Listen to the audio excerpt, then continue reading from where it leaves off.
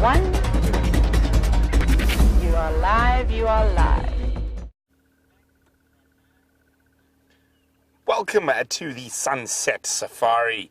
As you can see, we've made our way to one of the prominent waterholes in the northern part of Djuma Private Game Reserve. That waterhole lies just to the northwest of our boundary called Sydney's Dam, and there's some lions around here somewhere, but unfortunately we can't see them. My name is Brent Leo Smith.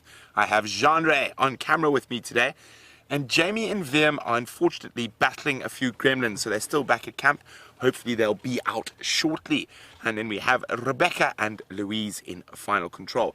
I'm sitting here in sunny South Africa in a beautiful part of the world called the Lowveld, and we're in the Sabi Sands, a private game reserve, which is part of the massive 13 million acre Greater Limpopo Transfrontier Park, an unfenced wilderness for all the wild beasties. And we're hoping to show you lots of wild beasties on this evening's Sunset Safari. So should we get going? I think so.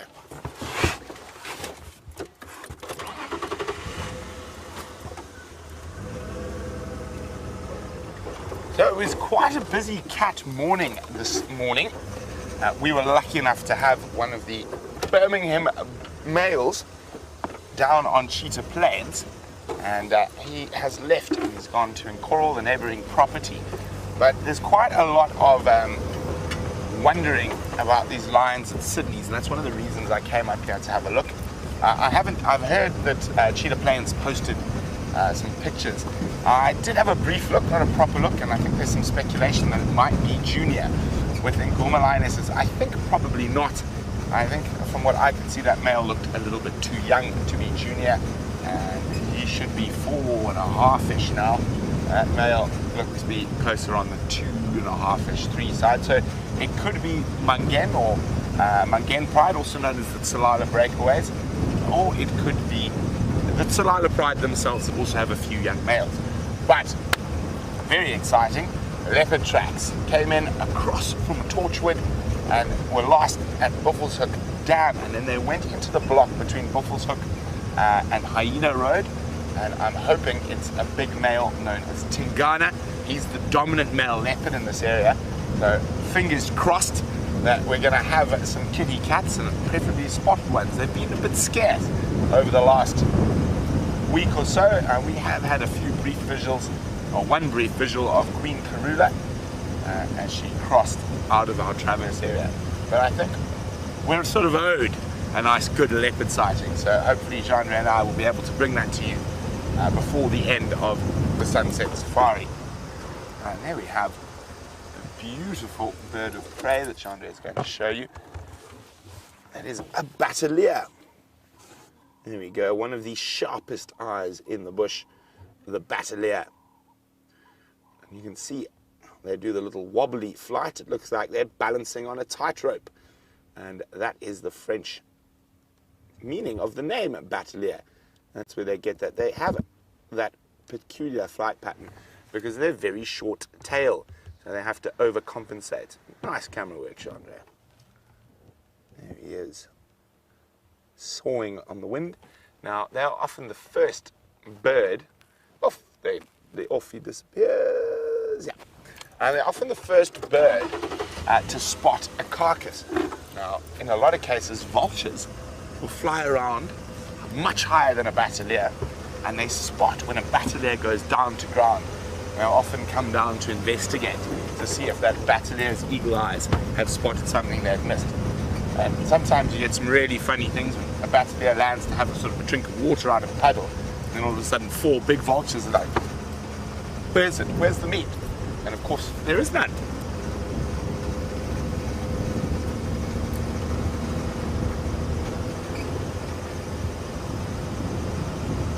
So, some of our viewers have nicknamed Saturday Cataday, and it does seem to produce. And this morning it produced lions, and I'm hoping this evening it produces leopards.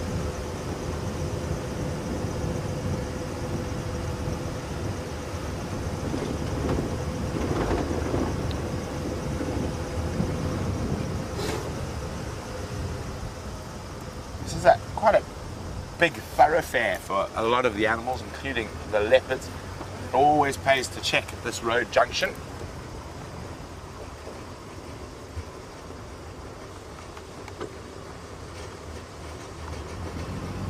Nothing there. So we're quite confident that Mr. Tingana is still inside Djuma somewhere.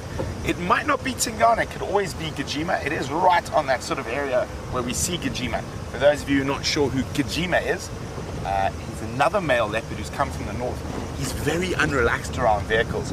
We have had one really wonderful sighting of him, but it took a couple of days when he was on a kill to get him nice and used to us being around. But he's about 5 or 6. Tingana's 8 and in his prime.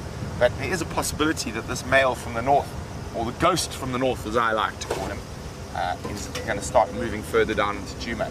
So you will find that where there's a leopard boundary that 2 males are competing for at the same time, you do find those males tend to walk it a lot more, and you can hear them calling at each other. And I know Steph on a bushwalk this morning heard that leopard calling, but we were so far away on Cheetah Plains with the male lion. By the time we were able to get back, it was too late, and I think he had already disappeared into the drainage line.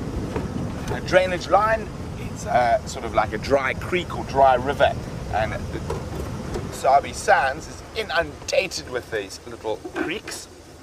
Jandre has spotted a lion track. I think it's from a day or 2 ago. Go and have a look now. Doesn't look old at all.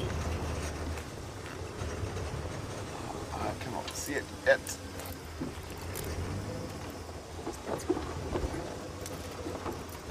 Where are we looking? Just next to you. Aha. Okay. So it is from a couple of days ago. Sorry, Jandre. And I'm going to show you now why. I'm just trying to get it into the light. Got them there. Just in front of that shadow. And let me just jump out so I can explain it properly.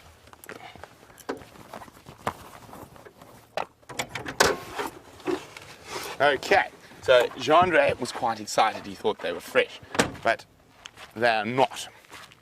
Now, the reason I say this is because we did have some unusual rain, and I can see actually the little raindrops on the track itself. And also if I push this lion walked here when it was wet and muddy. So these crests are really hard. So you see that. So if that was a fresh track, that would be really, really soft. And on this hard substrate, the fresh track would be barely visible. It wouldn't have been indented into there like that. So that also tells me it was during that wet period, maybe just after the rain, or even because there's no drip, too much drops on top, just at the end of the rain. So, oh, there we go, there's where he is. So unfortunately, not fresh, but nevertheless a good spot, and it's really helpful to have our cameraman looking for tracks, because they can cover a whole other side of the road we can't. And also, quite often we're just talking too much, to be honest, not looking on the road. It's a skill you develop as a safari guide, being able to not watch the road and yak away, and just quick glances over my shoulder every now and then.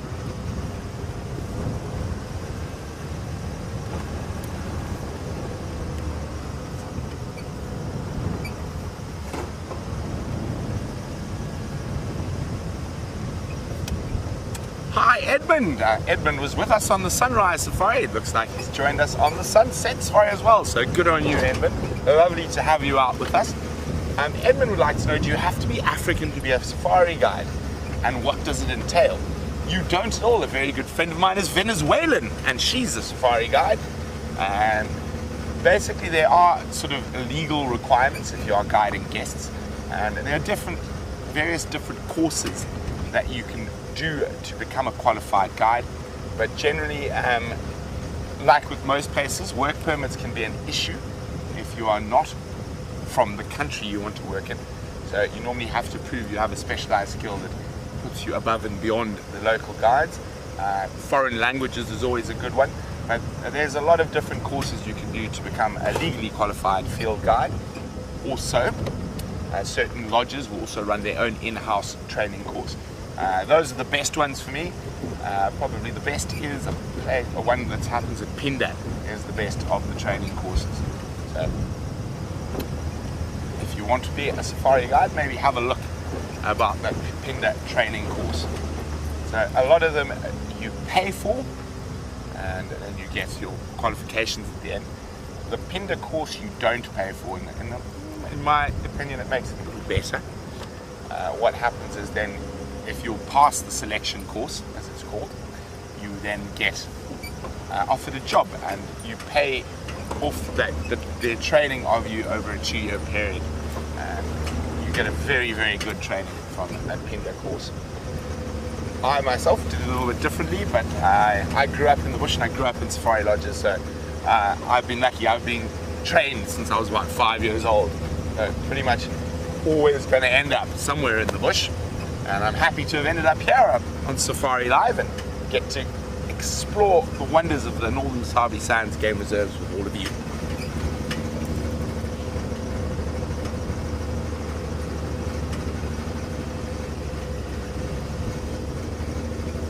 So we're going to start zigzagging shortly, and we're zigging and zagging because the last tracks of that male leopard are probably a couple of kilometers that way.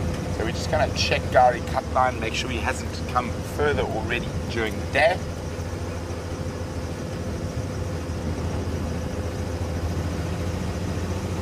If we get no luck there, I heard a big herd of elephants around camp, so we can always go have a look for them.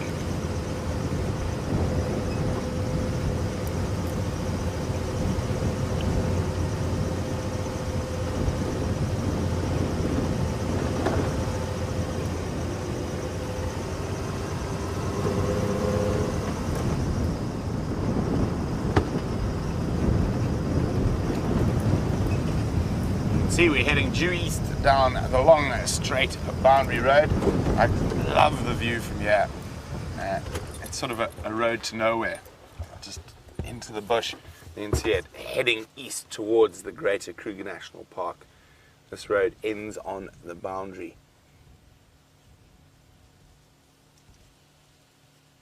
It's amazing how straight it is for a road in Africa. Quite often, when you think you're making a road straight, it turns out that it's not very straight at all.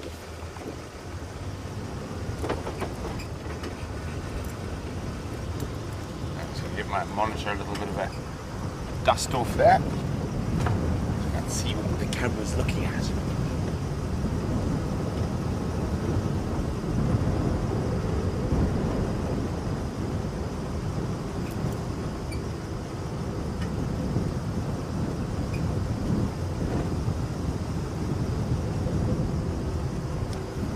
So the last tracks were about there.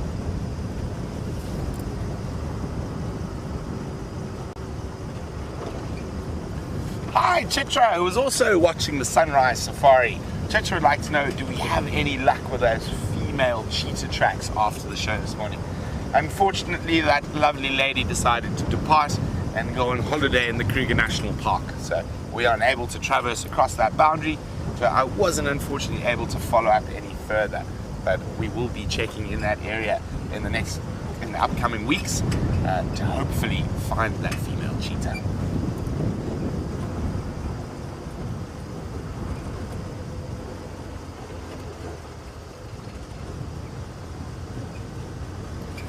Just want to check carefully around here. Those male leopards quite often use this as a crossing point, and this is a drainage line I was talking about, or a dry creek. And so during the rainy season it flows, but if we have a look upstream here, you can see it doesn't flow very often, and wonderful trees around these little creek beds, and a lot of the trees will only grow in these low areas, like the Timbuti, which is just off to the right, and nice big Timbutis at the back as well. Jackalberries or African ebony trees. So very, very good spot for leopards. Lots of shade, lots of nice trees to climb up into and put their kill if they have one. And also very good for birding.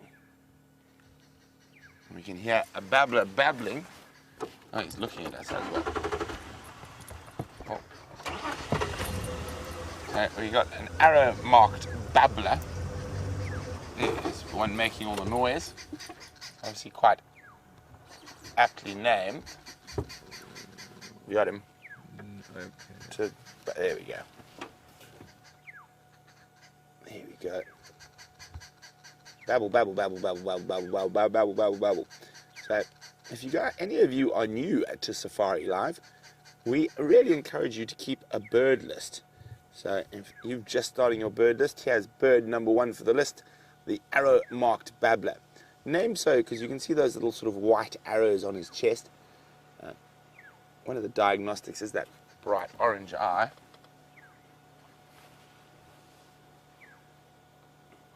So they're insectivores, and they move around in flocks, feeding off any insects they can get.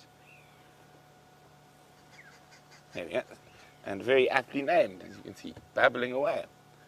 Oh, another one's joined them. Maybe they'll babble together. Oh.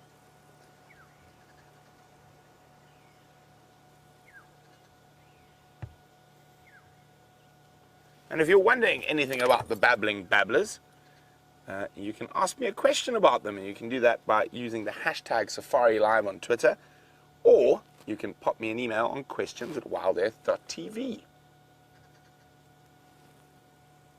And let's leave the babbles to Babylon, and I think that was quite clever, but anyway, we're going to continue on, and we're going to go see if we can find this male leopard.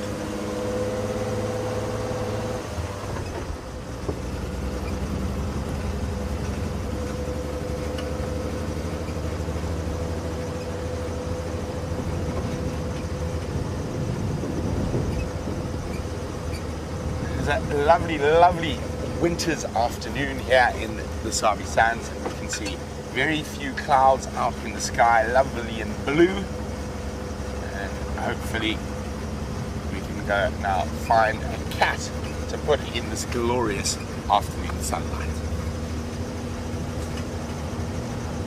Probably around 24 degrees Celsius, so low 70s. So what we call winter is obviously a bit different compared to you guys up there in the northern climes. You guys know what true winter is, and I'm quite happy to stay in the low veldt, which is always nice and warm.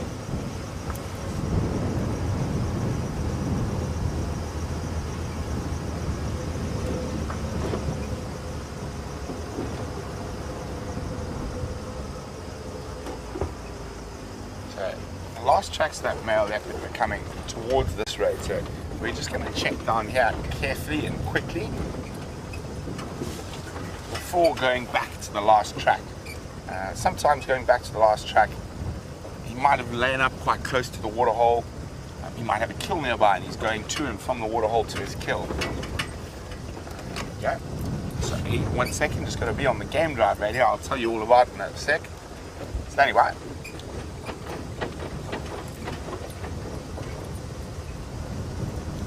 Rovelzoek to Hyena Road. That Clement Love was heading along Gallagher shortcut north. So, looking carefully for his paw prints in the sand. Not only that, as we're checking into the shade, he's unlikely to be lying out in the open sun at the moment. If we're really lucky, he's caught something and popped it in a tree. You've got to look. For leopards, you're looking down, up, and in the middle.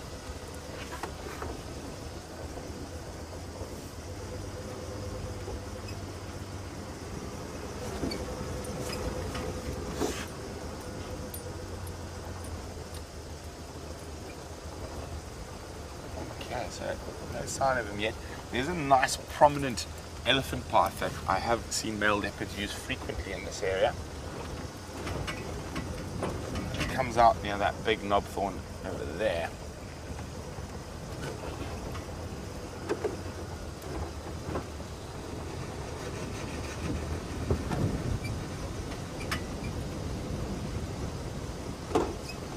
There's 1, 2, 3 prominent paths that I really want to have a check, but this one is always a good one when you're looking for male leopards. They seem So I like this path, and I've followed them through here many times.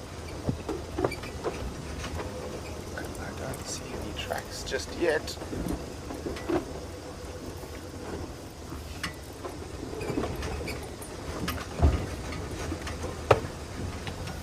Hi Jesse.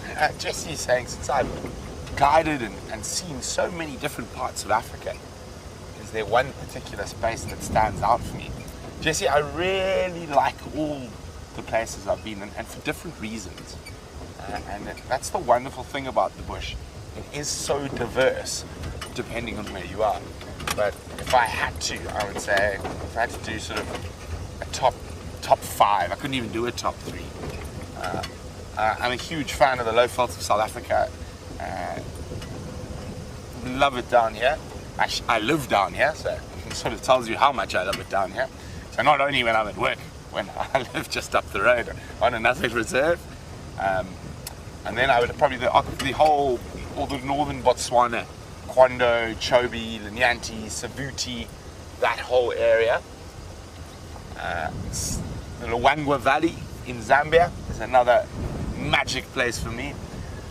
The Liwa Plains, also in Zambia, in the western part of Zambia. Incredible place. The last one is difficult. Southern Tanzania for me is really special. It's really wild. It's very different from anywhere else. And so I definitely would probably say Southern Tanzania. Oh, there's a hole in the road. I want to go toppling over through there. But then again, I love parts of Uganda. I love parts of Kenya. So it's a very difficult thing. And one of the nice things about guiding and whatnot is we do get to travel to a lot of incredible places out in the bush. And definitely a couple of, definitely on my bucket list that I haven't even got to yet, Ethiopia. Really want to go do some bird watching in Ethiopia. And then maybe when things calm down a bit, I really want to go to South Sudan to see the white-eared cob migration and Tiang migration, and the largest mammal migration on earth, and it survived decades of civil war. Incredible, absolutely incredible. They migrate from the Sud. Now the Sud is basically, any tracks in that pass, Andre?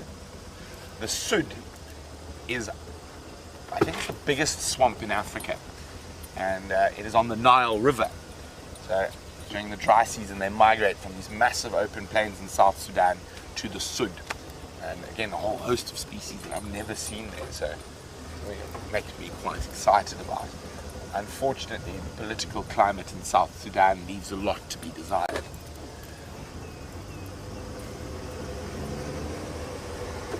But if someone offered me to go there tomorrow, I wouldn't hesitate. I'd just buy a bulletproof vest on my way through.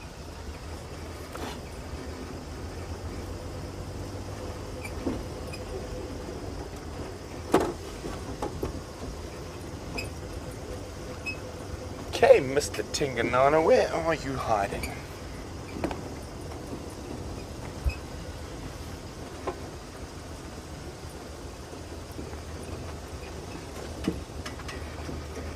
So if we don't find any tracks here, it's a strong possibility still between here and Buffelshoek Waterhole.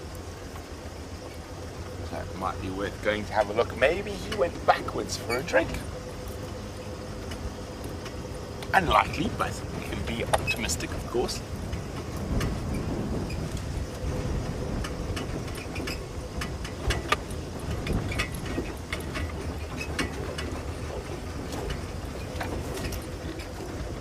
Hi, Connie, who's in Oregon, land of very big trees in Oregon, very tall trees at least. Well, Connie is asking about a leopard a lot of our new viewers won't know too much about. His name is Sindile. He's Shadow, who's the dominant female on Arethusa. It's a cub. Last year, he did a very silly thing. He bit a domestic dog that had come into the reserve, and that dog tested positive for rabies. I was actually there when it happened. It was quite traumatic. Jandre was also with me when that happened. And so once we got the positive test for rabies on the dog, That leopard now became a threat. He was just under a year old when this happened, or just over around there. So he was darted and removed and put into quarantine for nearly 7-8 months. He was then now recently released back into the Sabi Sands after being given the all clear for rabies.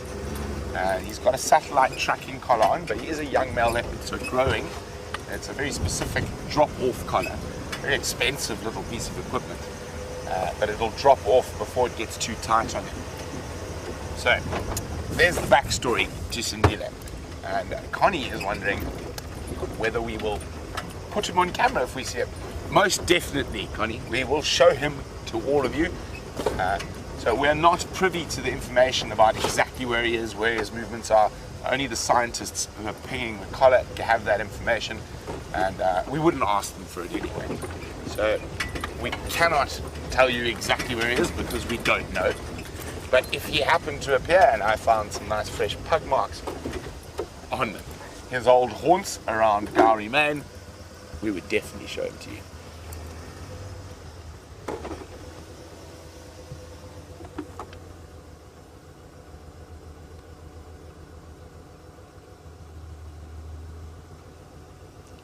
Okay. Look at that, hiding in the grass is a little crested francolin. Look at that. Look how exquisite those little feathers are. So hiding in the shade. Look at that blink on the eye.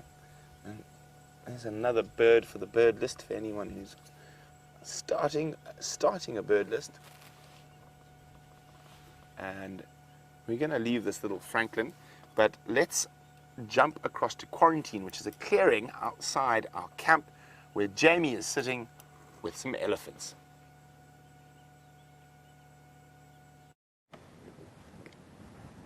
A very good afternoon to all of you. We have battled off the gremlins, or at least Eugene has battled off the gremlins, and we're starting off in spectacular style.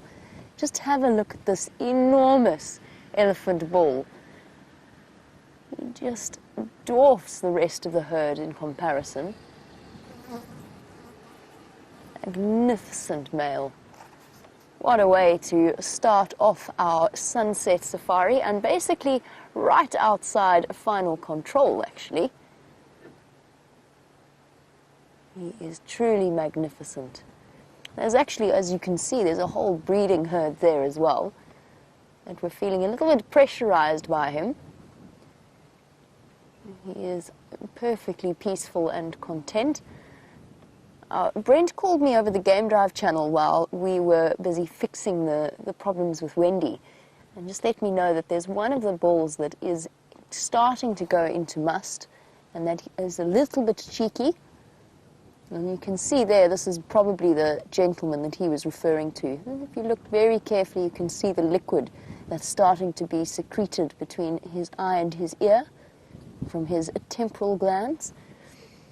And if I smell the air, it does have that distinctive male in must scent. Whilst we will reposition so that we can see the rest of the herd, we're going to give him plenty of space.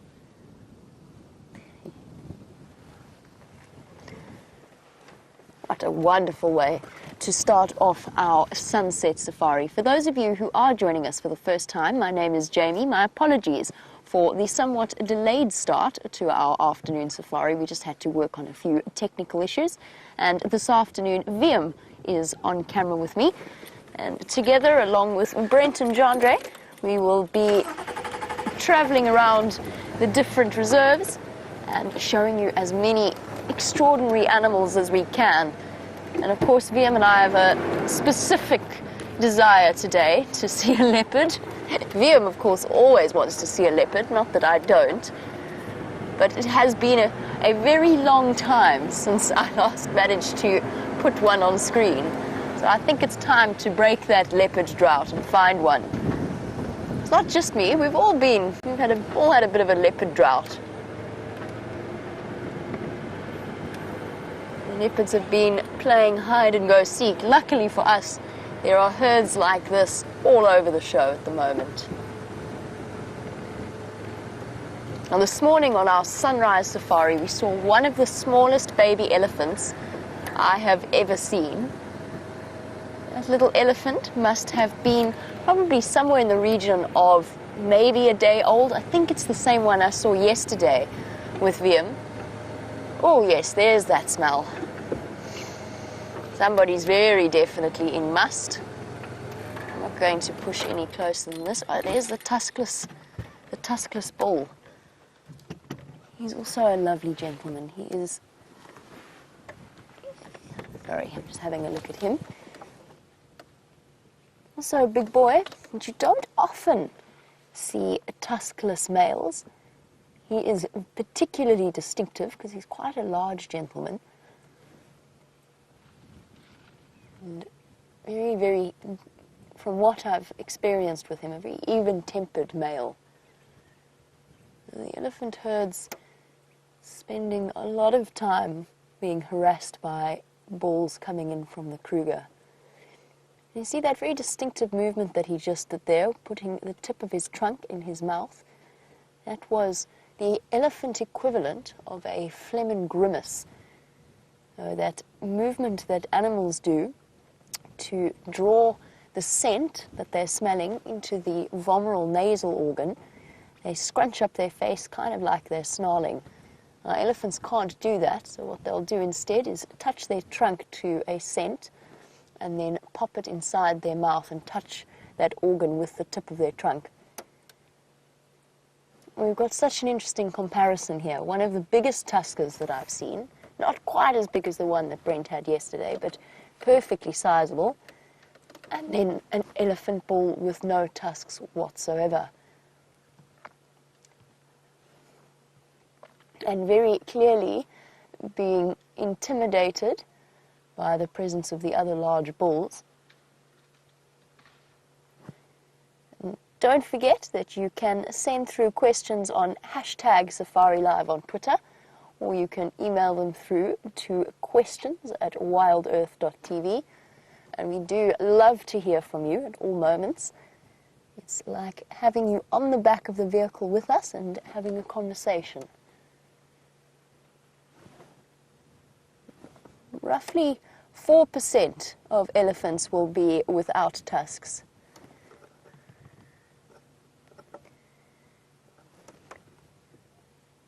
Here's our boy in must. He's not in full must just yet, or if he has been, then he's coming out of it. Hasn't started dribbling urine at a constant, steady rate, as a male elephant in full must will do. But he does have that slightly distinctive walk, almost a swagger that male elephants get. And Kathy, in Tennessee, you were wondering, do male elephants hold their trunk in a certain way when they are in must? There's a way of indicating that they are. Not really. They might sway their heads a little bit more as part of that swagger. And one thing elephants very commonly do is if they're showing signs of aggression, what they will often do is flop that trunk over the tusk and rub their tusks up and down. That's one of the big indicators, but that isn't necessarily an elephant in must. That could be an elephant in any scenario that is feeling uncomfortable or wants to intimidate in some way. Let's reposition before they get too far ahead of us. I think that they are going down to the pan. I know that they are going down to the pan. They're clearly doing their early water run. Unfortunately, since there are still guests in camp, you'll have to watch that sighting from the Djuma Dam camera itself. You can't go and interrupt them before they head out on game drive, which they will be doing very shortly, because Fan and Will have just driven past in the safari vehicles, so the guests will be out soon. And we'll be able to head past the pan then.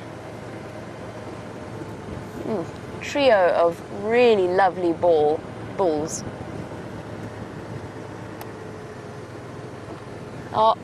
Paul, you were wondering about when we've got, actually I'm going to stop here for this comparison just because our tuskless Ellie is giving us a couple of over-the-shoulder glances. wondering about tusks, the presence of tusks being an advantage or a disadvantage for a male elephant. And it will be a disadvantage for him. He won't be able to compete. He'll probably be more intimidated than the big, or by the big bulls with big tusks. However, he's still perfectly comfortable. And of course, elephants are so complex that it's not just a matter of having the biggest tusks. Though that certainly helps. But he seems to know his place, and he seems to be staying right behind the other bulls, away from the herd. He isn't really pushing his luck. Just all three of them associating with that herd. You might even find that a female is starting to go into estrus, and that's why they're following so closely. Not, of course, impossible that they are just associating with that herd for a little bit of company, but that might be one of the reasons. All right, well, our Ellies have moved on, and so shall we. That's because we can't follow them down to the pan at the moment. We'll start heading out and see what else we can see, and hopefully Wendy's problems should now be sorted out. We'll keep our fingers crossed, and we'll tap on wood or knock on wood or whatever else we need to do for good luck to keep the gremlins at bay. But so far, so good.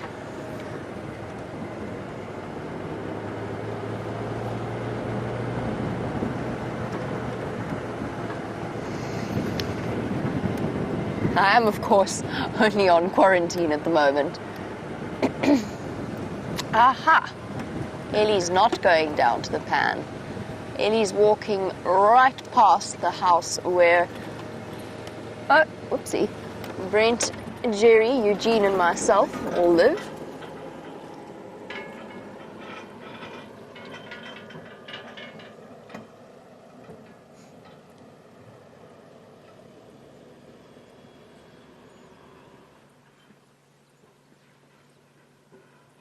And off he goes with that parting shot. Oh, as we leave these Ellies and go off in search of other things, I'm sort of really hoping we might see that elephant calf once again. Mike, you were wondering, if an elephant raises its head, is that a sign that it is unhappy with you? No, not necessarily. The elephants have a complex combination of different body language cues. It's the same way they talk to each other, and it's up to us as safari guides and as people to learn to read and interpret what they're saying to us. It's learning a language, basically. So an elephant might lift its head and try and make itself look big. Ears out is one very clear indication that the elephant is a little bit unhappy. Ears out to try and make themselves look bigger, maybe swinging their trunk ever so slightly. Let's just stop here because these tracks are so fresh. They are glinting in the afternoon sun. It gives you an opportunity to see just how big those Ellie bulls' feet are. And what a fresh track of an elephant looks like. Mike, I will get back to answering your question more fully in a moment. I just had to take this opportunity, and I'm actually going to hop out of the car to show you more clearly. Look at how crisp and clear those lines in the tracks are. Oopsie, I'm about to very much caught in my cable. Sorry about that. So when you're looking at a track, the outline of an elephant's feet or any kind of track, the crispness and the ease that you can see them is what tells you exactly how fresh these tracks are. So yes, we saw those elephants walk past, so we know exactly when those tracks were made, but it gives you a nice size comparison. They're rumbling away at me. So it's difficult for you guys to see, and let me put my shadow out of the way, but this is his front foot here. Isn't that incredible? Far larger than a dinner plate.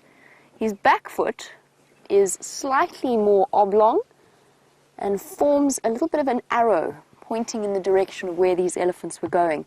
So if we hadn't seen them walk past, we would know that they've headed across in that direction. And just to give you a sense of scale, I'm not sure if this was the big boy or not. I suspect, however, that it might be. Just to give you a sense of scale, here's my hand for comparison. Just have a look at that. I mean, I could fit myself in there if I wanted to. Exceptionally large tracks, and it's one of the things that makes an elephant so silent, because their tracks, well, their feet spread out as they walk and kind of absorb the weight on that spongy cushion that is part of an elephant's foot structure. Now, a nice little opportunity just to have a look at those tracks. And a very pleasant way to start off the afternoon. Most of you will know that I've always enjoyed spending time with elephants. Okay, well now we've got to go and look for that leopard for VM. While we do, Mike, I was in the process of answering your question about elephants' body language. And as I said, they've got quite a complex and quite a vast array of different cues and signals that they send us as people. Now, a lifted head could just mean curiosity. Might just mean the elephant wants to have a closer look at you. Same thing with the raised trunk. Doing this, sniffing a little bit, that just indicates that the elephant wants to know a bit more about what you are and what you're up to. It isn't necessarily aggression. The same goes, of course, for a lot of tourists when they come to the Kruger National Park and they think that the elephant's trying to scare them by flapping its ears. But of course, all the elephant is doing is just cooling itself down using those built-in air conditioners with their complex system of capillaries and veins. So looking for an upset ellie, the signs of an upset ellie, stiff tail and raised head. There's lots of different ways to interpret elephant behavior. From one very big animal to one very big antelope, Brent has found you a very fluffy waterbuck.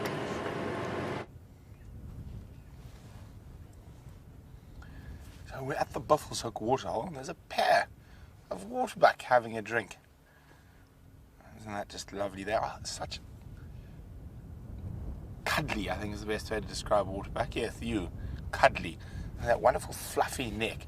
Now they are a very big antelope. One of the biggest we get out here. And look at those wonderful little white circles on their bottoms. Tails are wagging to keep the flies at bay. Sort of suddenly realized we've been watching them this whole time, sitting up on the high ground above the waterhole.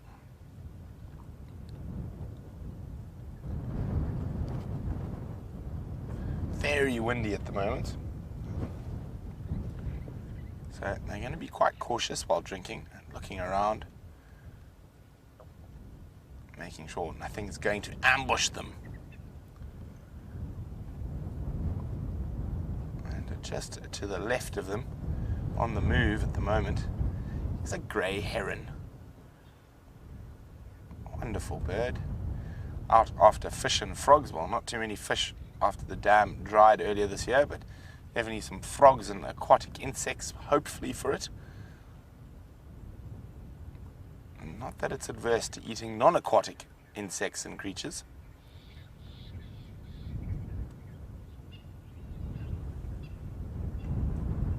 There, there's waterbuck.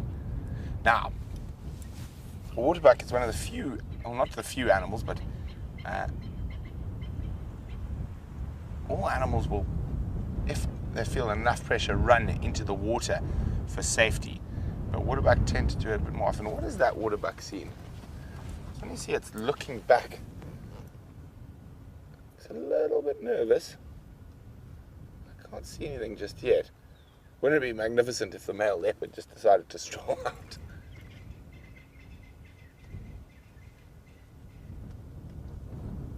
Definitely looking at something there.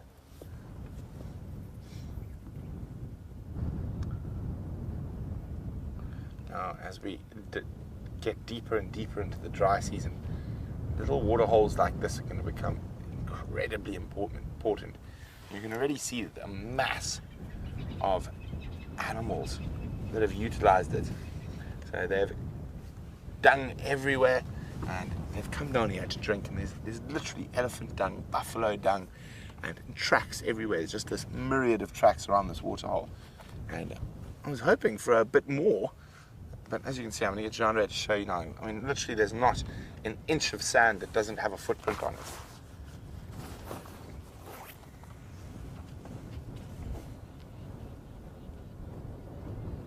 Oh, and if we come off to the right, I've just noticed another pretty little bird on the edge of the water.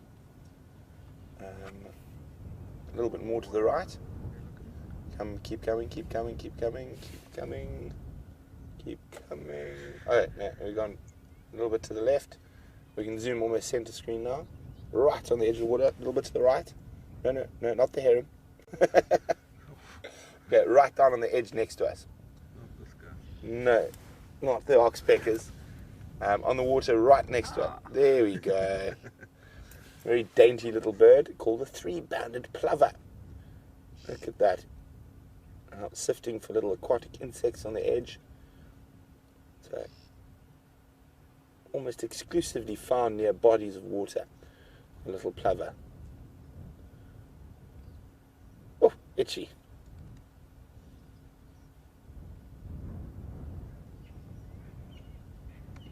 Very, very beautiful. I think that waterback. Oh, there's a terrapin popped his head up. So, oh, and popped it down again. Terrapin's like a turtle. And that heron's now gone right into the water, trying to find something. And see, utilizing its long legs.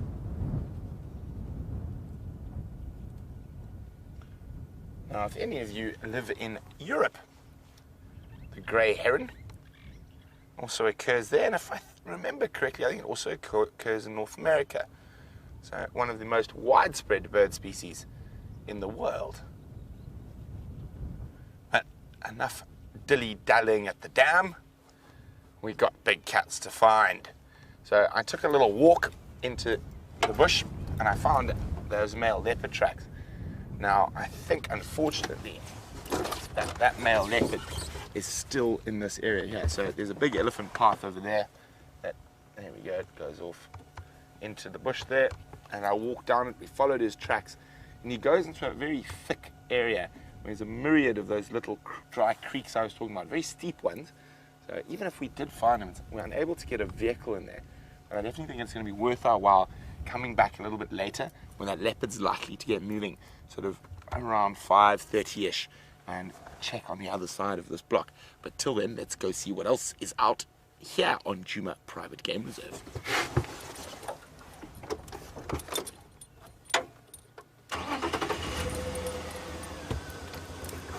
Bye-bye waterbuck, herons and plovers.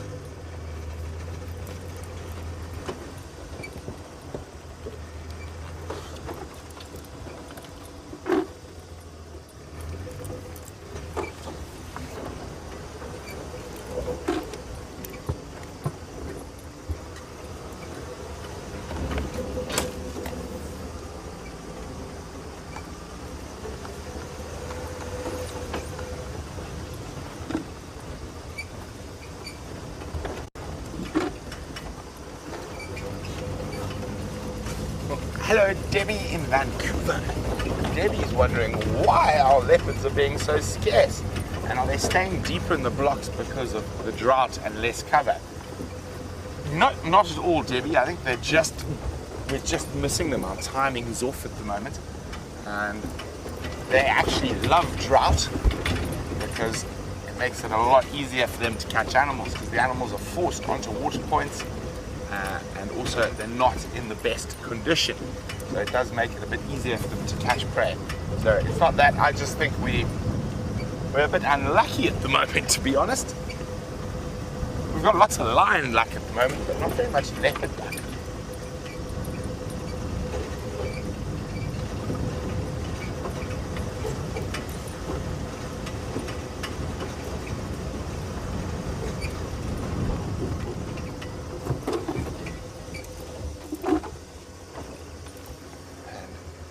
One of the wonderful things about, if we don't have lots of leopard luck, there are lots of other little creatures to look for.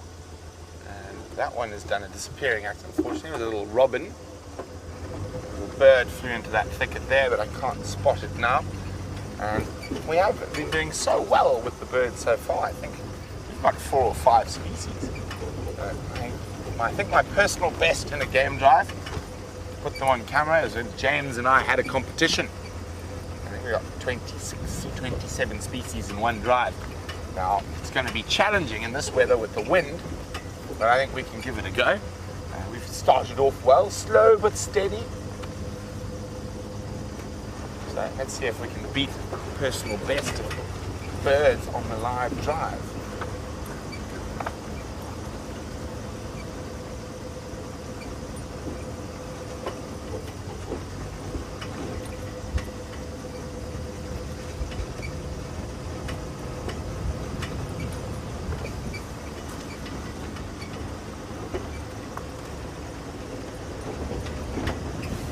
So I'm just going to get on the game drive radio. For those who are not sure, we are in contact with all the other vehicles out here, and it helps us to find more animals.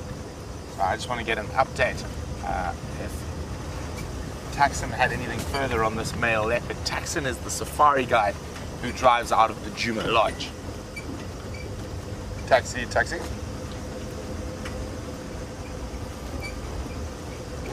Moving forward, did you have any luck with that one on Ingwe this morning?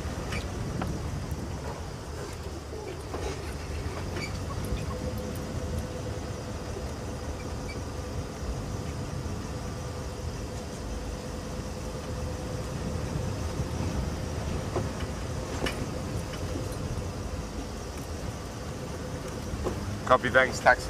From Nyao, I've been chatting into that block there. I saw it in Kwanzaa. I went into one of the Shkovas and then I lost it, but I maybe a little bit slightly southwest was the last track I found.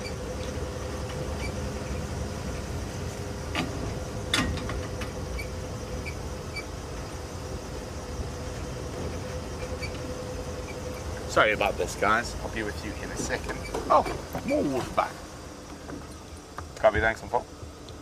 So, Taxon's also desperate for leopard at the moment, so we've all been searching low and high. Yeah, more female waterbuck. They look like they're on their way down towards the dam.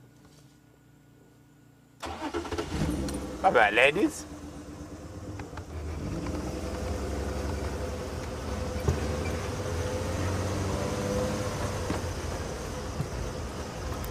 So, let us see what's happening.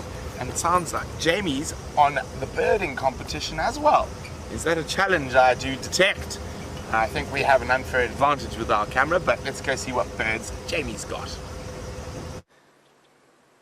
You see, I knew that this was going to get made into a competition. I was actually going to help Brent and all of you add to your bird lists, starting off with some red-faced mouse birds.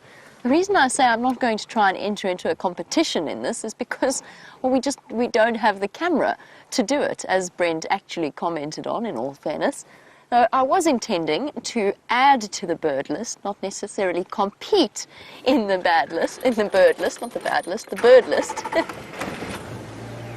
I figured we could work together this afternoon.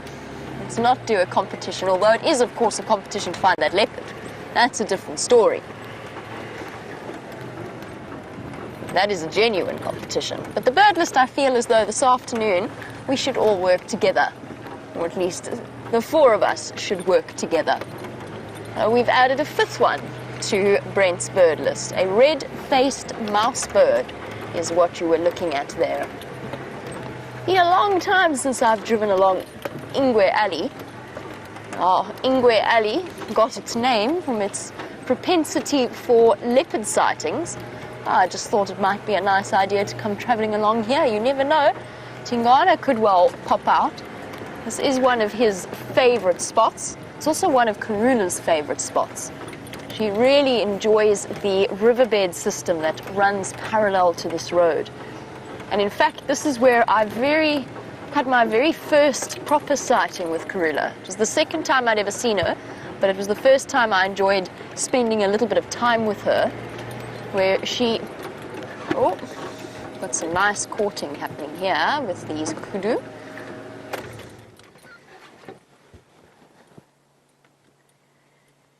seeing a lot of it with the kudu at the moment. There's quite a few females in estrus, with the male following along very close behind her.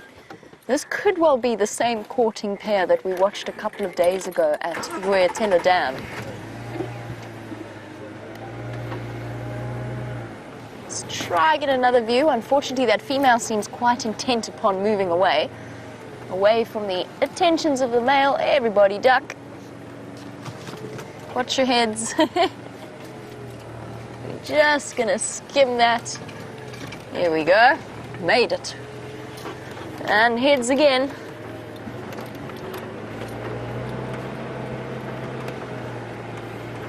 How's it going, boy? Are you managing there, or are you not having any luck? Oh, he's going to move right off. Distracted by the prospect of a late afternoon snack. Courting is a... Oh, he's not snacking, sorry. He's horn rubbing. First of all marking the bush, and then also beating it up to show just how manly he is. And possibly scratching an itch on his forehead. It's one of the other reasons that the big antelope do that. I don't think so, though. I think he's trying to impress his lady friend with just how big and scary he is. He is truly magnificent. Beautiful kudu bull. But, as with most kudus, relatively shy and much more at ease when in thick vegetation. He has moved off for the moment. Oh, goodness. There was a little baby absolutely frozen. Cute little one. Hello. Little baby kudu. Where's your mommy? Is that big kudu scaring you? Let's go get another view. You're so sweet. I think if I move any more, he's going to startle even further. That is one tiny little baby kudu. Very sweet. I mean, it's interesting that male's courting the mother of this calf, if indeed it is the mother. There could be other kudu elsewhere. It would be a little bit too soon for her to be going into estrus. Interesting. His first instinct was to dash up onto the termite mound. That's quite fascinating, because you'd think that it would try and hide and be a little bit lower. I'm going to go forward a bit. Got a nice clear view. We often see kudu playing about on termite mounds, but it's interesting that it sought refuge at the top there. Maybe a natural instinct that higher ground is slightly safer than lower ground. Where's your mom, little one?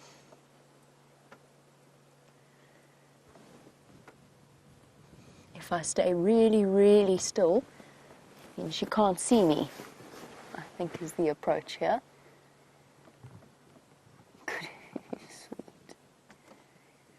All right, I don't want to actually keep this little kudu calf from following behind its mom. It's frozen in fear at the moment. It doesn't want to move while we're here and looking at it.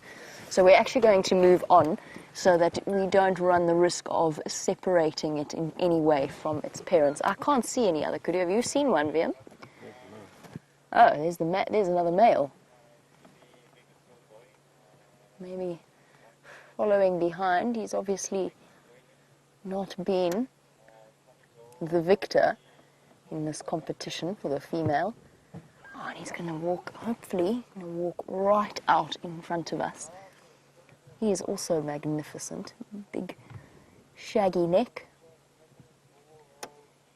2.5 twirls of those horns spiraling up above his head, and very powerful shoulders. And he's got a fresh injury on his right front leg. So they've been fighting. I can almost guarantee that those two males, the first one that we saw and now this boy here, I can almost guarantee that they've come into conflict at some point over that female. And as I said, I don't want to hang around and separate this little baby who's still watching, keeping an eye on what the male's doing. Hey, little one, go find your mommy. Yes, go find your mom. Okay, let's leave it be. It's okay.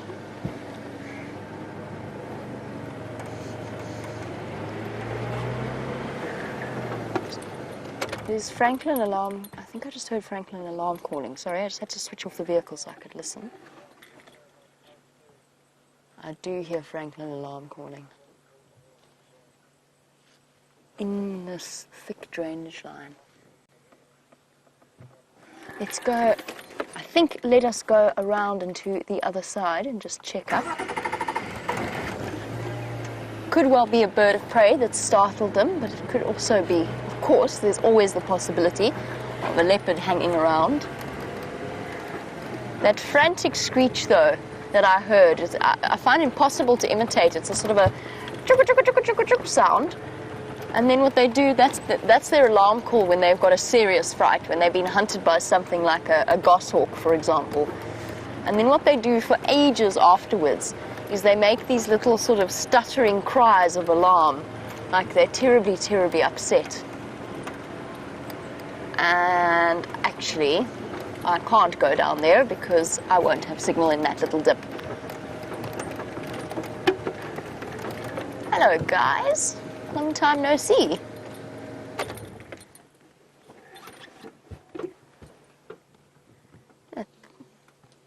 Another tuskless elephant. That's not the bull that we were looking at earlier, I don't think.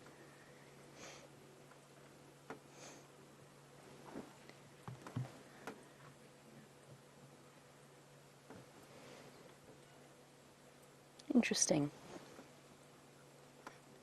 This is now the second one we've seen. I think this is the herd with two tuskless females, one younger and one older. Nanette, you were wondering, do I think that they realize that they are missing tusks? Yes, I think that they do. I think that they are aware of that. I don't know that they necessarily are aware of the disadvantage that it puts them at. Obviously, a tuskless elephant is never born with tusks, so they never have tusks in their lives. So it's not like they had something and then lost it.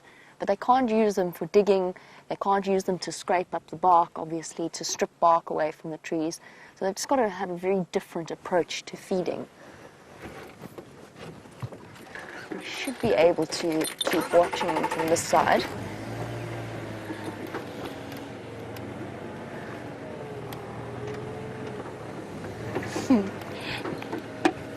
There you go. This is for Emma and Victoria, who are 5 years old. Welcome to our safari. I hope you're enjoying yourselves. Apparently you really wanted to see elephants, but now you would also like to see a leopard. Me too, Emma and Victoria, me too. I promise you that between Brent and myself, we are going to do our utmost to try and find out where that leopard has gone. Apparently Brent's already on foot, so he's had a head start. He's gone wandering off. Yeah. And apparently he has just popped back into his vehicle. So let's see if he has an update on that leopard for you.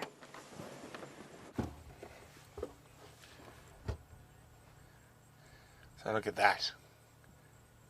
Sabi Sands, Lowveld bush. We've just stopped here for a little bit. We're listening, see if we could hear any signs of animals around. Unfortunately, it's very quiet in this area. But we do have a few birds around us, which is always nice. And there we go. We've got red-billed buffalo weaver in the road. Oh, and as well as, looks like, there we go, a Birchall starling. Red-billed buffalo weaver in the foreground. And slowly moving through and feeding. Let's see, there's a few more species with them. Let's get a little bit closer.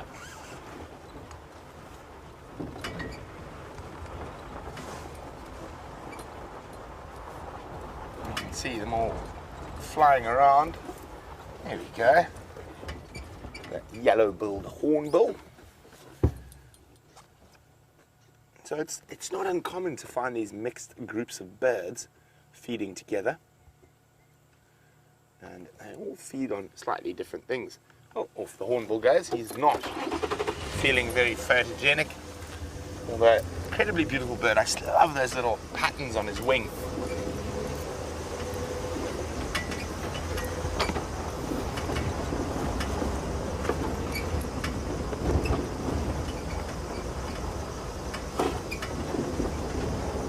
So, no luck with those male leopard tracks. So, when you can't find a male leopard, what do you do, Jean-Ray?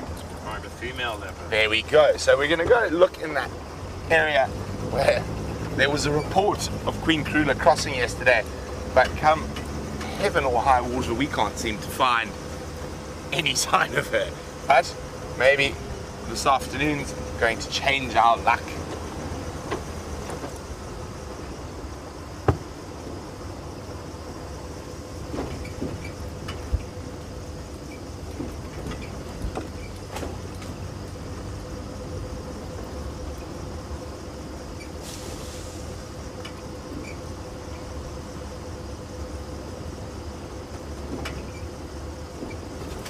Well, hello to a Zimbo in London. There's quite a few Zimbabweans living in London these days, and a big welcome, and I hope we're helping alleviate your homesickness while you're over there on Mud Island. And Zimbo in London would like to know, do we get a Karachani thrush out here? Oh, hello, little Inyalas. See, a little bit nervous in this wind.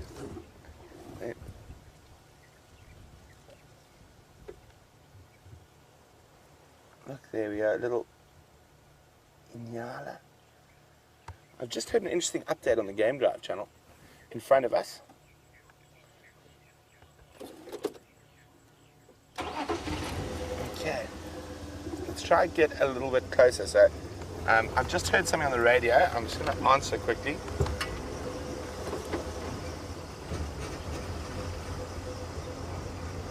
Oh, there's a nice little Inyala right out in the open. Yeah, I'm on Mamba Mawati. I'm also interested to help follow up in that area.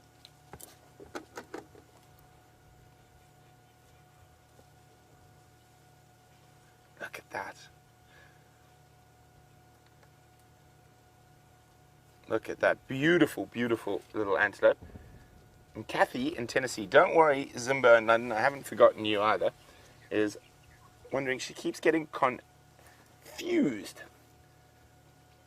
between Inyala and Kudu. Unfortunately, I'm going to disappear into the thickets now. But the easiest way is Inyala are much, much smaller, Kathy. And also they are orange. So the females are orange and the males are dark chocolate brown, where both male and female Kudu are the same color. And the males are double the size of the females. So Aubrey's just calling me, standing by.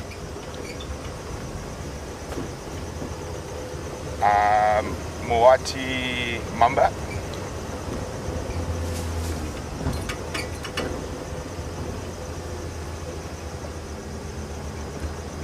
Copy, thanks. Okay, so there's some monkeys alarm calling back towards camp. That means there could be a leopard there. Sounds like right next to our camp. But anyway, while we make our way there, the Zimbo in London is worrying about a Karachani thrush. And do we get them here? We do, but they're not that common. Actually, the only place I tend to see them is inside the Juma Lodge. But we do get them here, and we will definitely try and get one on camera for you. They are a beautiful bird. And we only really get two thrush species here, the Karachani thrush and the groundscaper thrush. And I will try to show you what the Karachani thrush Zimbo in London is talking about looks like.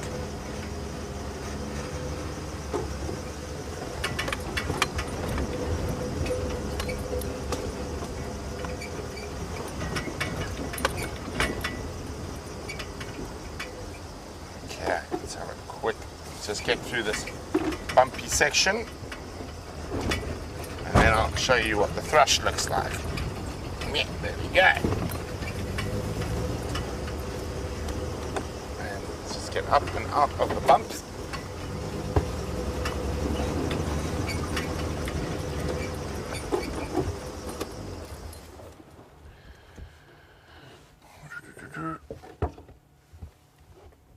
So there is the Karachani thrush.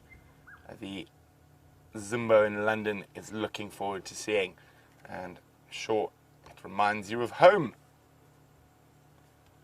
So there we go, that's their distribution, and we are right in that dark green section, so right in the core part of their range.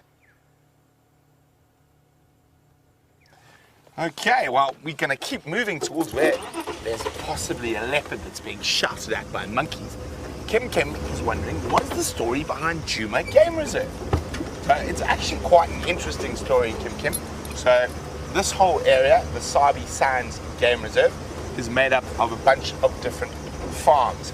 And originally, they attempted to farm cattle in this area. And it was very unsuccessful because the lions kept eating all the cows. So then, for many years, up until the early 60s, basically, well, most of this land was owned by a company called Consolidated Sugar. So, and then they tried to do cattle farming, and then they sold off pieces of it, mostly to their directors of the company, who bought this land as a private hunting reserve. So there were never really fences between the individual properties. And until the late or early 60s, with the first sort of safari lodges opened up. And the first ever safari lodge in South Africa, private safari lodge, was in the Sabi Sands Game Reserve, and it's called Mala Mala, which is to the south of us. And then Londolozi started next door, and Sabi, and there's a buffalo there, but we need to keep going. Sorry guys, to get there we've got a possibility of a leopard. And so hunting continued actually probably into the early 90s, and different properties and different rules, but the sort of south and central became premier game viewing destination, one of the premier game viewing destinations in the world. Now, Djuma itself was bought by the Mulman family in the 70s. But before they owned Djuma, they used to own Cheetah Plains. And eventually they sold Cheetah Plains and bought Gowrie, which is where Djuma is. And so it's been in the Mulman family for probably close on 40, 50 years now. And they have a great love for the African bush. And it was around the 2000 that they decided to open up this property to guests from all over the world. And before that, it was just for the use of the family. And that's how Djuma Private Game Reserve was born.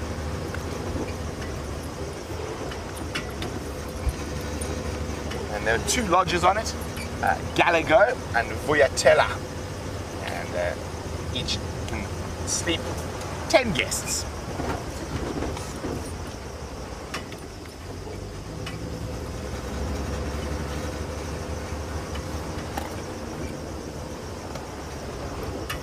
Okay, so we're getting quite close to camp again.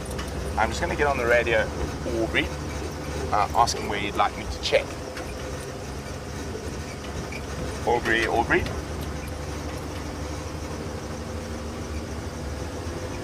And Aubrey is the ranger for Gallagher Camp. Orbs, I'm approaching Vuyatela Dam.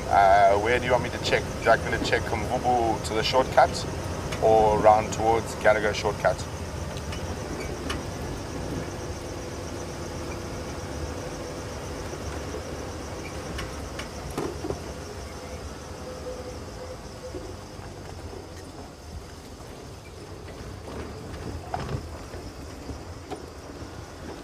Copy, thanks.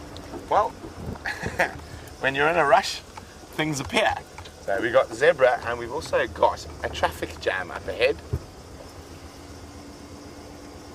And it's a breeding herd of elephants.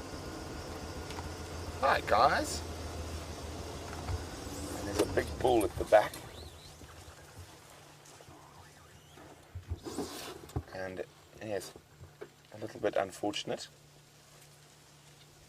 We're not going to be rushing through the middle of this lot. We're going to have to wait for them to move off or go round. It looks like they're going to move off the road. But quickly across to Jamie, who's got a nocturnal bird species.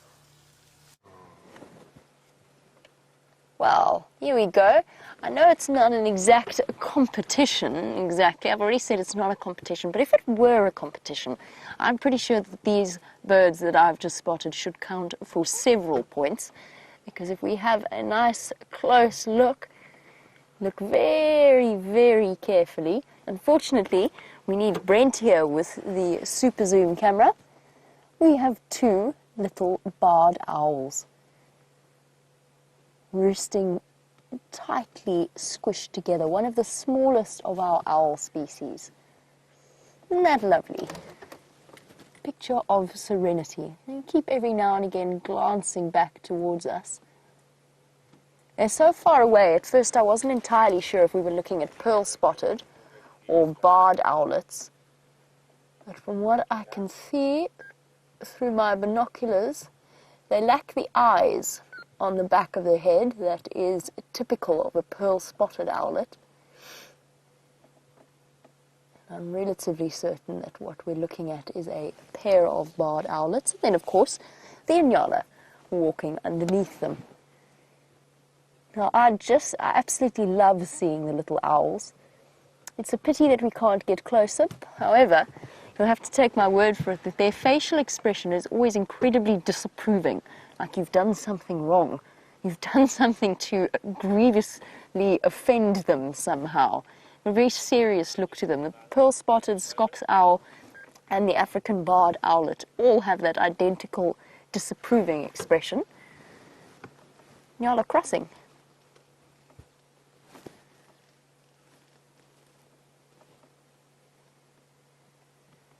What a lovely herd of Inyala wandering across the road.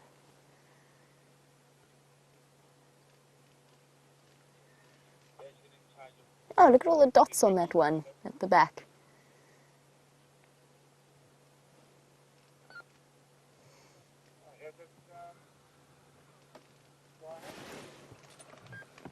And here, oh, they've just disturbed some pigeons in there. So in terms of our birding, I think we've done relatively well with those tiny little owls that are very far away.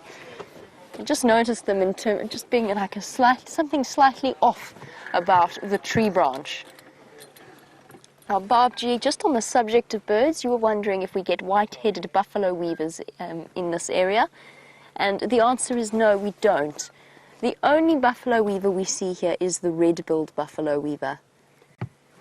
I'll have to go searching a little bit further afield to find the white-headed buffalo weaver.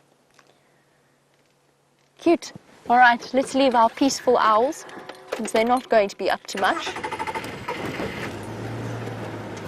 And during the winter time, you'll actually hear the pearl-spotted and the barred owlet calling throughout the day, particularly on cool, cloudy days.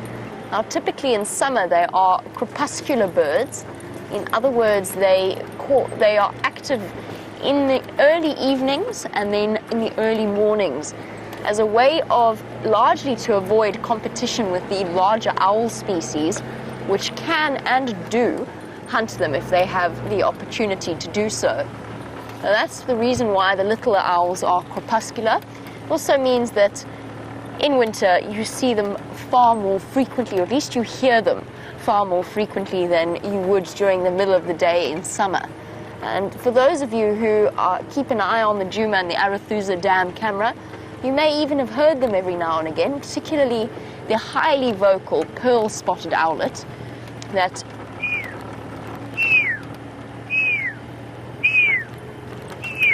series of descending whistles. Not my best impression of a pearl-spotted owlet ever, but my lips are terribly dry in this winter temperature. But you may well hear them more and more on the Djuma Dam camera and on the Arathusa Dam camera. Brent's checking all the way up to the north. They think that Tingana's been moving west. I'm just making sure that he hasn't decided to come south. He loves Vulture's Nest and he loves Nyala Road south. So we're going to check around here and check the block in between. Make sure that he hasn't pulled a sneaky maneuver and crossed somewhere here. The chances are that somebody would have picked up on his tracks crossing one of the main roads that runs through the center of Djuma, funnily enough nicknamed or named Central Road. But it's a very sandy, very easy road to track on. And we get used to the different roads and the different difficulty levels in terms of tracking. Now this was the big boerbean that Tingana was hiding his kill under a couple of months ago with Brent, where Brent went wandering off the vehicle and actually saw Tingana catch that impala on foot, then had to do a mad sprint back to the vehicle. That's exactly where that sighting was. Very easily recognizable with the Scotia brachypetale, the boerbean, the weeping boerbean tree. The bark used to treat ailments such as hangovers, if you could term a hangover an ailment, but also a general painkilling ability. Well, we're on a roll with some of the more unusual bird species. Brent's got a scimitar bull.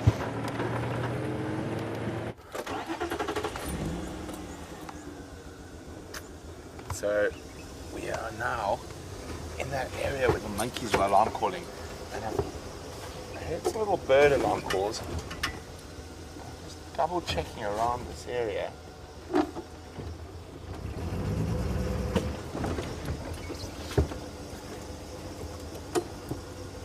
So we're going to switch off and we're going to just idle through here.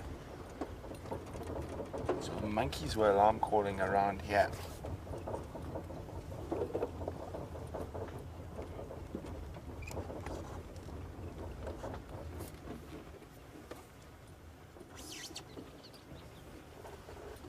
So we're trying to use our ears to pinpoint what those monkeys could have been alarming at. They've stopped. It took us a little time to get here. But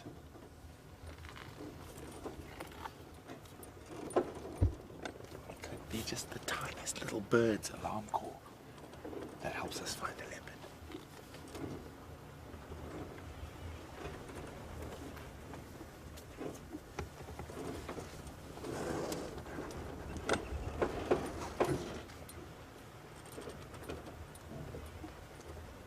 Come on, where's the leopard?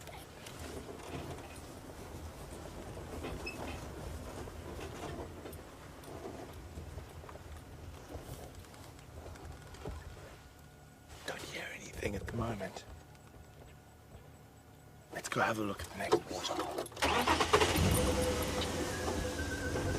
Okay, so really hoping to just hear some sort of inclination that there's a cat around here, but unfortunately not to be just yet.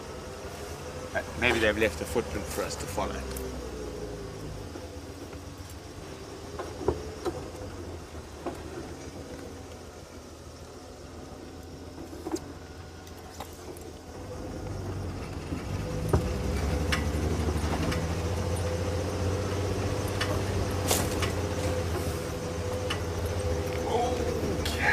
There's another waterhole in front of Gallagher Camp just up ahead there.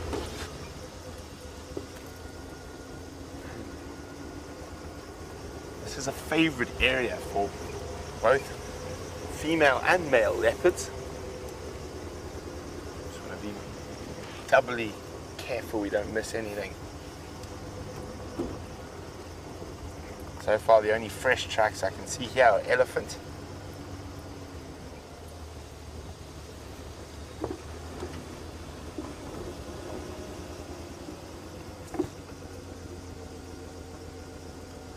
Now, monkeys seldom get it wrong, but if I was a leopard, I would definitely think twice about drinking at this pan It's got some bouncers at the bar.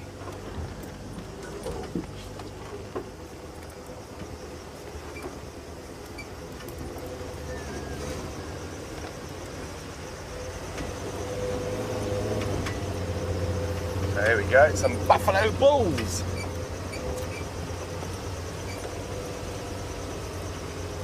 The Gallagher pan bouncers.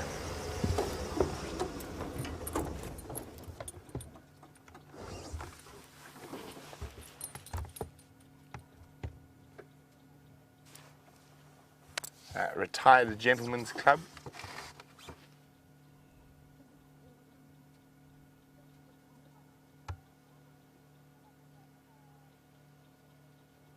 Again, while we look at the buffalo, I'm just using my ears.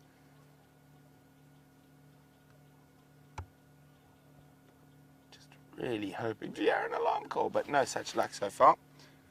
So these buffalo bulls like to spend their time around water holes. They don't tend to travel too far from the water hole. They might move up the hill a little bit to where it's a bit warmer when it gets dark for a snooze.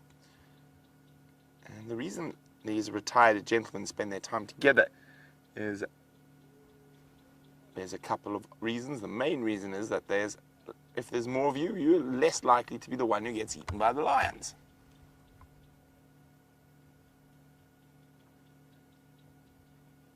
And see, not doing much but ruminating, chewing the cud.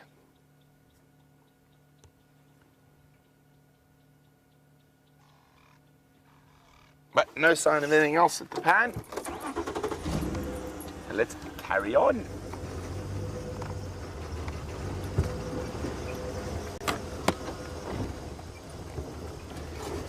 So we're in search of a possible predator here. The monkeys were alarm calling in this area. They generally only alarm call at lion, leopard and cheetah. So hopefully we'll find something.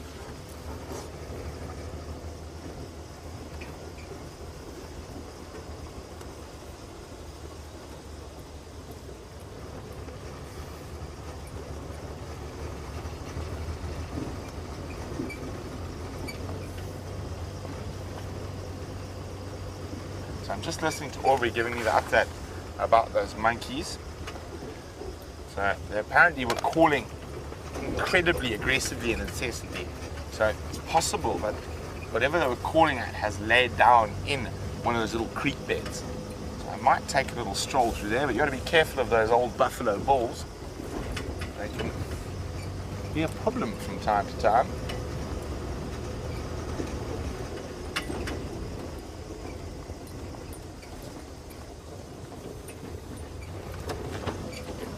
So, Debbie wants to know which is the most reliable creature when it comes to alarm calling and a big cat, and which is the worst. I would say the most reliable is monkeys, baboons, and kudu. Those are the three reliable ones. The least reliable are impala and inyala. Actually, bushbuck are also quite reliable, but impala and inyala, not so much. But I think probably the most frustrating for us is the squirrels and the francolin, because they alarm, being so small, at everything. So they alarm at birds of prey, they alarm at mongoose, they alarm at snakes. So they're probably the most frustrating. So we follow up maybe hundreds of those alarm calls, but with nothing on the end. Maybe the fleeting glimpse of a slender mongoose disappearing. But I think I'm going to go take a stroll into this little thicket here, and hopefully I can find the cat.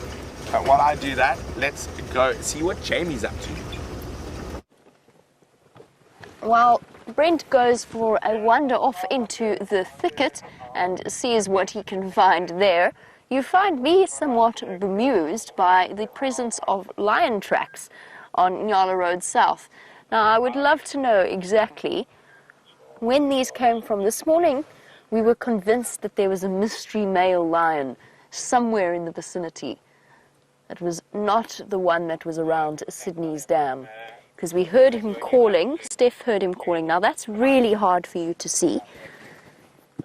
very, very difficult. So what I'll do is I'll jump out and I'll just trace the outline for you, make it a little bit clearer as to, I think Brent actually did show you some lion tracks. I'm not going to spend too long talking about them. Brent, I think, started his afternoon looking at lion tracks. But I'm quite bemused by their presence. I wonder where this gentleman came from. I also want to have a look. It gives me an opportunity to get down and a bit closer to see how fresh they are. It's very difficult for you guys to see, but a starling has walked right across this track. So they are, that doesn't really tell us all that much. It's late afternoon, that could have happened any time. But the outline of the track is here. This is the back pad. I should have done that with a stick and not my big clumsy finger. And then the toes here. So this kind of sand, this very gritty sand, makes it more difficult to tell exactly how old the track is. We've spoken before about stepping next to it to try and get an idea of what a fresh track looks like in a certain substrate. You can see my shoe print not all that distinct. So, where on earth did this male lion come from, and where has he gone, and is he still here? I think we shall have to follow up on that and see if we can't figure it out. I'm sure this is the gentleman that was, I call them gentlemen, I mean male lions, I think that's a little bit of a stretch, but I think this is the male lion that we heard roaring. He wasn't really roaring so much as that lazy contact call that the Birmingham boy was doing this morning with Brent on Cheetah Plains. That sort of half-hearted deal. It doesn't look as though he's expended all that much energy. The tracks are very clearly going that way.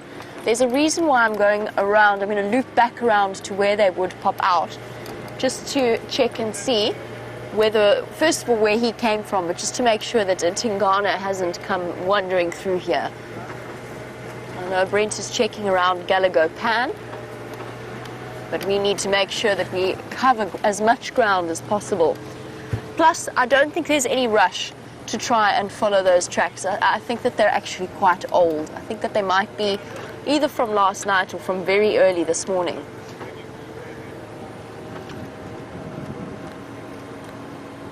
And wherever this lion's come from, he hasn't walked all the way along this road because the tracks have already disappeared off it.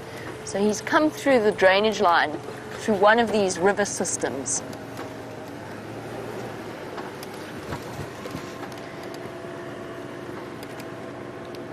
Stations, did anybody drive Nyala Road South this morning or this afternoon?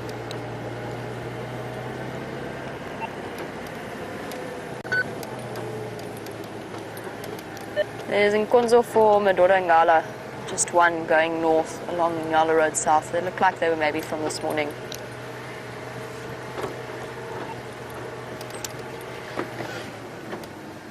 Jamie, not myself, but I know the guys were trekking on Marura Ingwe this morning from Berisuk Dam, and somewhere close to Nyala Central Road. So, but I'm not 100% sure if they drove in that area. Copy that, thank you, Andrew. Sorry, guys. Let's see if there's any little baby crested francolins.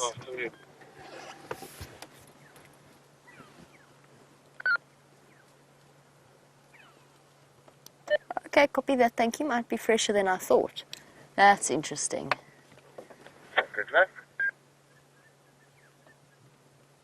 Beautiful crested francolins to add to our list of birds. And for those of you who have been keeping close track of our bird life, there have actually been several births or several hatchings of the different francolin and spurfowl species. Here you can even see the spur on the back of its legs that they use for, males in particular, will use for fighting each other. No babies with this group, however, and I've just heard that somebody did drive that road earlier this afternoon, which means that those lion tracks are actually much fresher than we thought they were, and he could be on his way to Buffelshoek Dam for a drink. So I'm going to change my route, and we're going to go back and we're going to follow them. And that's what I was chatting about in the Game Drive channel. Basically, I wanted to double check with all of the other vehicles out if they had driven along this road, because I could see fresh-ish looking car tracks, and when they had driven along the road, because that in turn would tell us how old those tracks really were. And we're going to go back on ourselves, just race to the position of those last tracks. I'm going to be horribly embarrassed if we drove past a lion, but I don't think we did, because both VM and myself have been checking so carefully for any sign of Tingana. I think we probably would have spotted him. But he could well, on a cool afternoon like this afternoon, it's not too hot, not freezing, but it's not too warm, so a male lion could quite happily be moving through an area.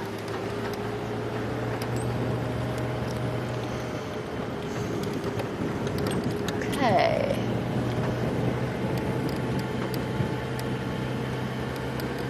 And of course, it's just a question of timing, because Brent has already checked Buffelshoek Dam, but it's always worth checking once again, because the animals, especially at this time of day, are now moving out and about quite actively. Where did I pull off? I pulled off here. These tracks go along straight through there.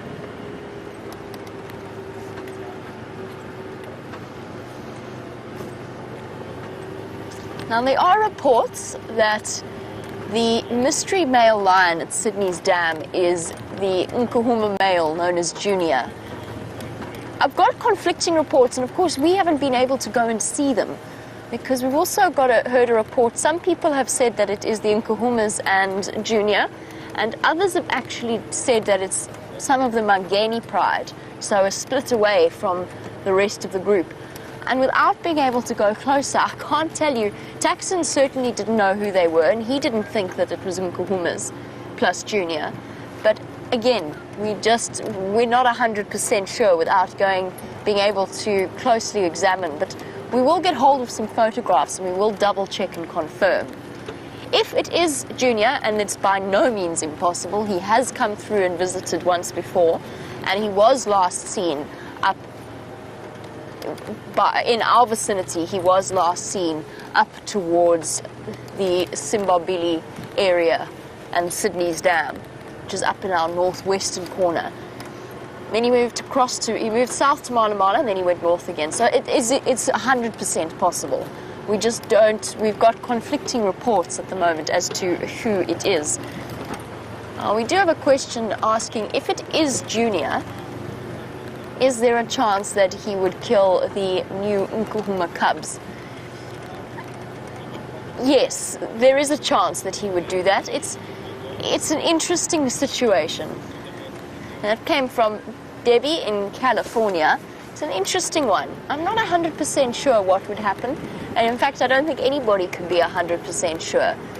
And typically, it would be a male lion disperses at Junior's age in order to avoid him breeding with his mother or his sisters or any member of his family when he does reach sexual maturity.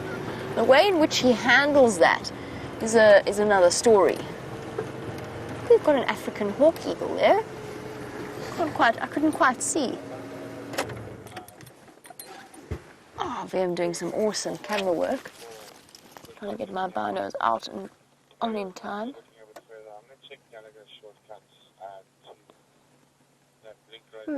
Mystery raptor of some kind. Wasn't an African hawk eagle, my apologies. There wasn't enough white on the underside of its wings, but it just turned its body ever so slightly before I could double check what kind of coloration were underneath the wings. A bit too big to be anything else other than an eagle of some description.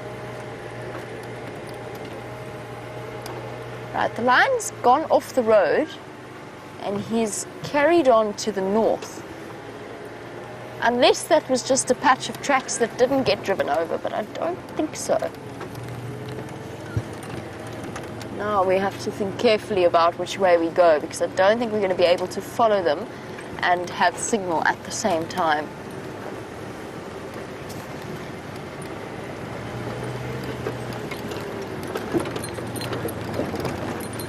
Oh, we were talking about Junior, sorry, to finish that conversation off. His instinct would generally be to kill any cubs that he does come across that are not his. But would that be the case with his own family members? I'm not 100% sure exactly how that situation would play out, but there is a possibility that he would harm the Nkuhuma's cubs if he found them. Luckily, they are on opposite sides of the reserve for now. So we'll just have to keep our fingers crossed that our Nkuhuma girl knows what she's doing. All right, well, let's see how Brent's wanderings have gone. Gives me a chance to check for this lion, and we'll catch up with you, hopefully with a cat on your screen. So I had a walk into that little river system. Unfortunately, all I found was some antelope. So maybe those monkeys saw something a bit further away. So we're widening our search arc a little bit.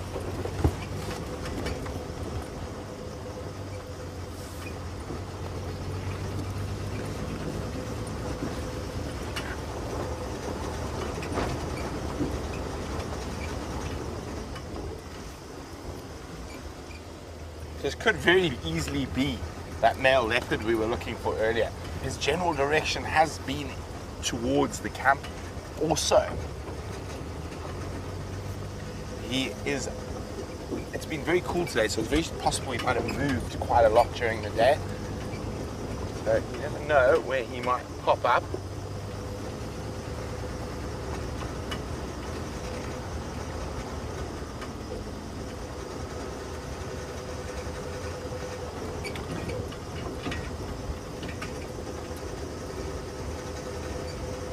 Okay, so no sign here. There's another road that links back down towards that little system of rivers. So trying to drive off-road here is a real nightmare. There's about 9 different little river systems, and a lot of them are quite steep. So you're completely unable to get a vehicle through them.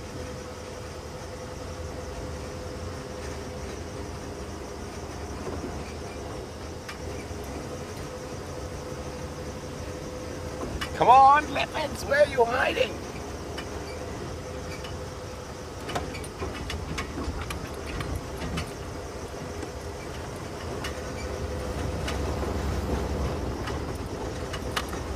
So, I'm feeling lucky with this different route we're going to take. I've got a feeling. And Tingana is the dominant male in this area, and John Boy is wondering, will he tolerate Sindile? Probably not, John Boy. Sindile's nearly 2 years old now, so it hasn't been around either, so I don't think he'll tolerate him, and he will chase him. Okay, doesn't look like anyone's driven here yet, so I've got a feeling this is the spot. Maybe that leopard was moving through these little river systems. It's gonna pop out. She's gonna pop out in front of us.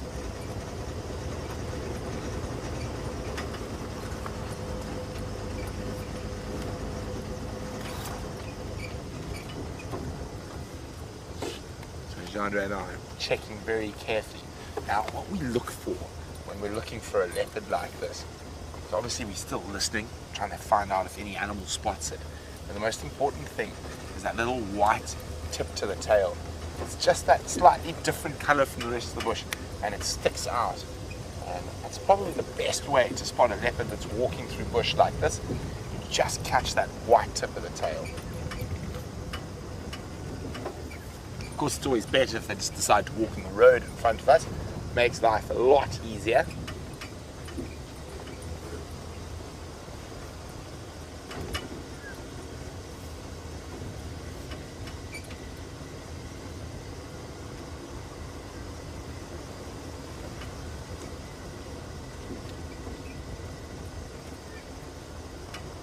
mind you, this road curves around and heads north.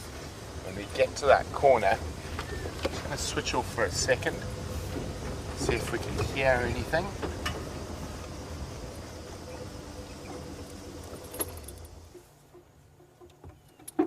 So I'm just going to listen again. Fingers crossed we hear something.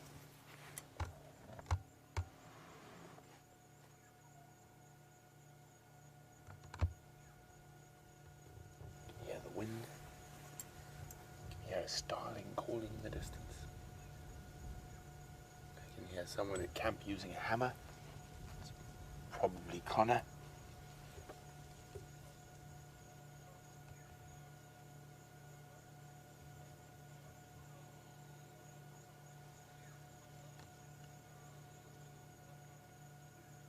Okay, so no indications of anything. Have you spotted something, Jean-Andre?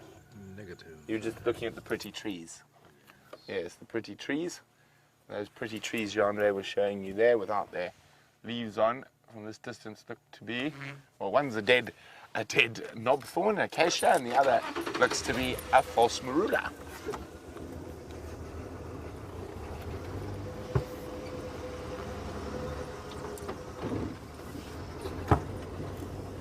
Okay, so here's one of these big elephant paths that come out of this area. So I'm here trying to check to see if whatever caused those monkeys to alarm call possibly used one of these big paths.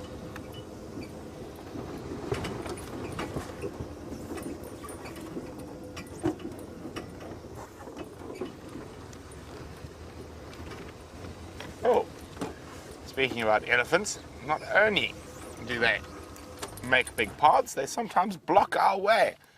I'm just going to try and move this tree quickly.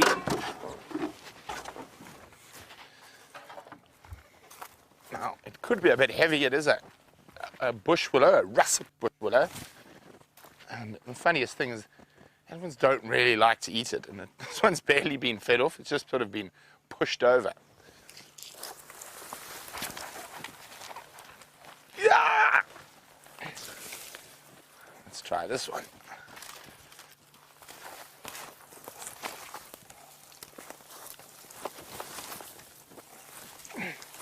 Well, that'll do till the tractor can come remove it properly. We are getting a lot of that at the moment. Elephants pushing over trees on the roads. Did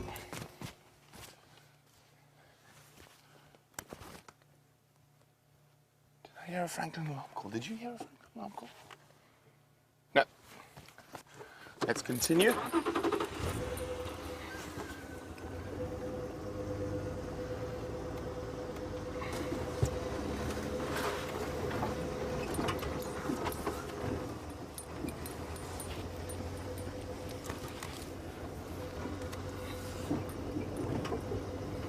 Okay, so there's a route I've seen Tingana take before where he comes up this creek system here and he almost pops out right on the northern fire break.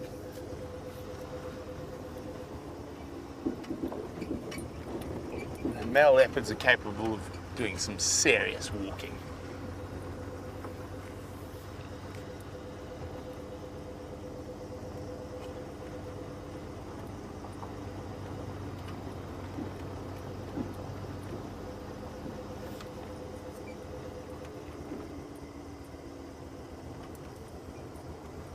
Alas, it doesn't look too promising at the moment. I haven't seen any footprints. I haven't heard any alarm calls again.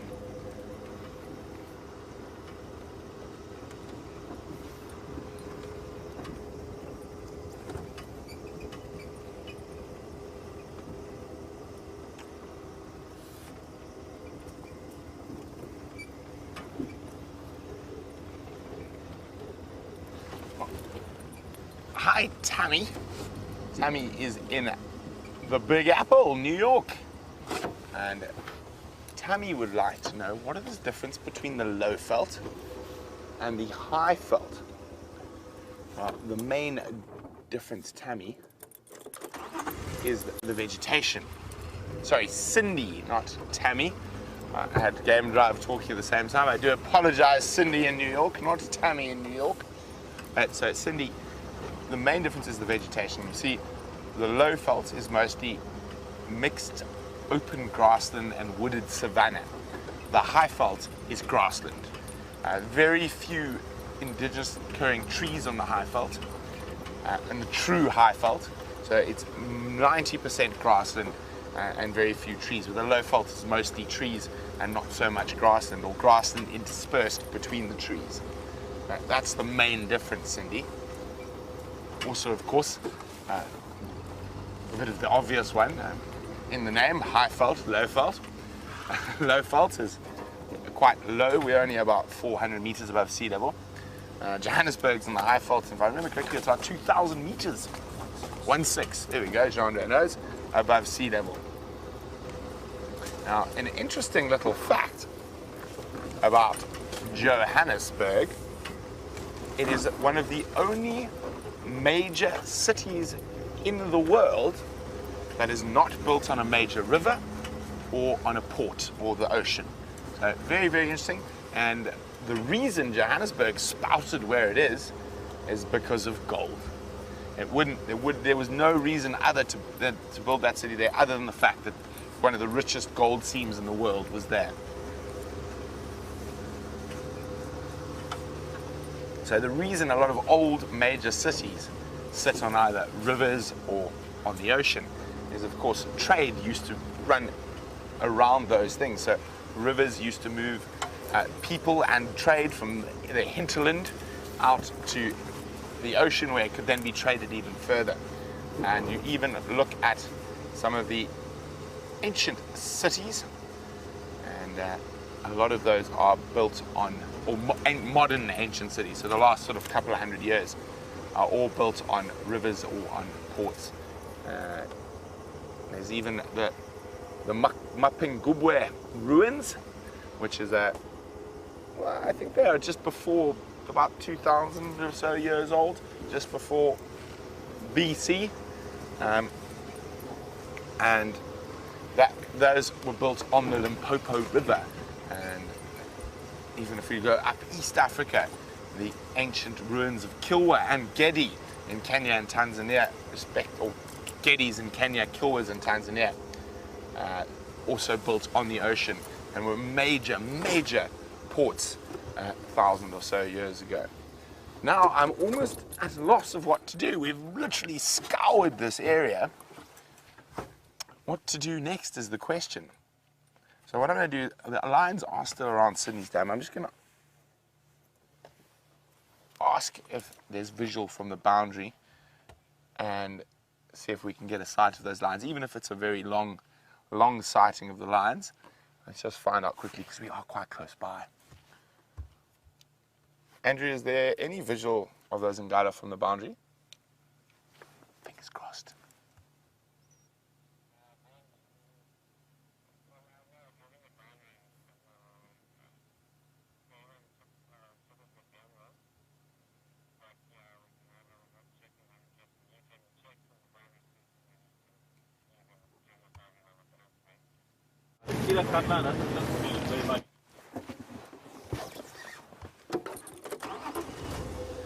Copy, thanks very much, Andrew. Okay, so there's a small possibility we might be able to see those lions from a distance. So we're going to take that chance, and hopefully while we're sitting quietly with the lions, we might hear the alarm calls that will lead us to a leopard.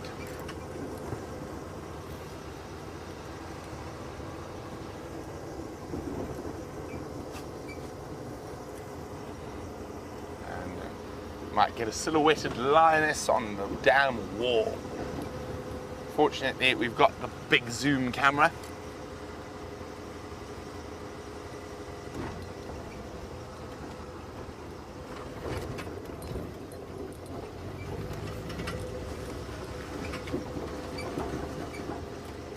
Might come down for a drink, then we will get a visual of them.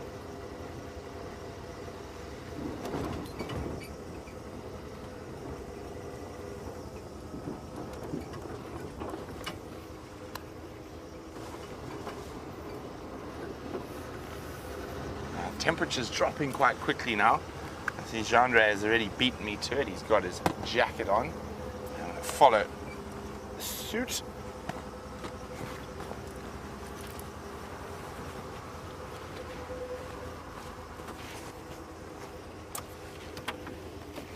There we go, much better.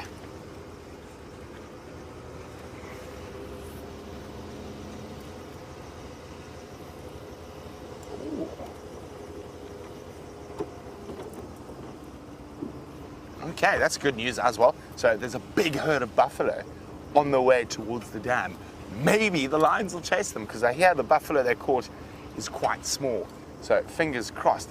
And we couldn't really be in a better spot in positioning ourselves overlooking that vast open area around the dam. So we're definitely going to have to wait this one out, I think.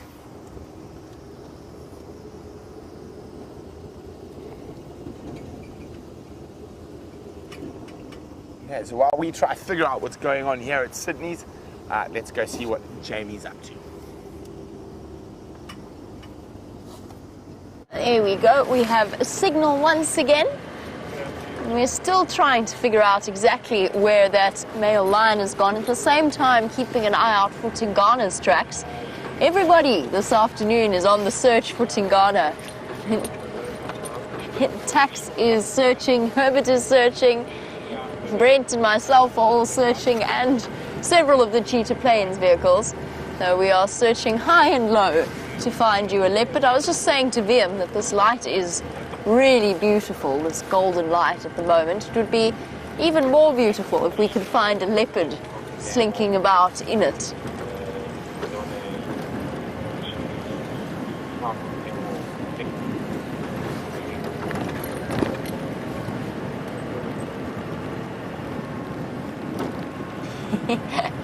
Well, it seems as though Brent is outdoing us on the bird front. He has another one to show you.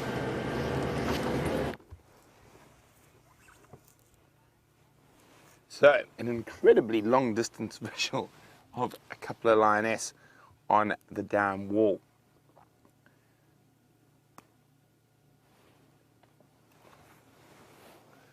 Here we go. And you can definitely see they've eaten, but not too full. So apparently there is a big herd of buffalo on their way down here. It'll be very interesting to see what happens. Now, far more interesting at this very moment than the sleeping lions, these guinea fowl out in front of me, chasing each other around, doing some quite acrobatic jumps. Look, there we go.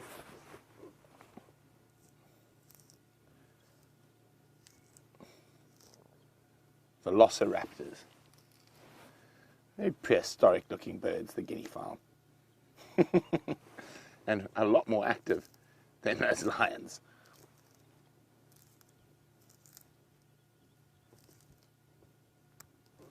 So they flock during the winter months and can move quite big distances between food, and during the summer months they pair off to breed in twos.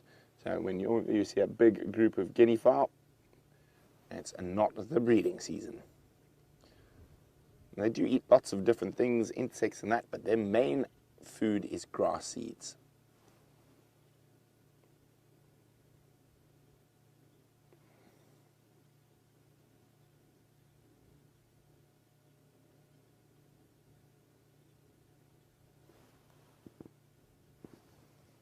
I can't hear that buffalo herd yet, but I have been told they were crossing the access road, which is about 500 meters from here.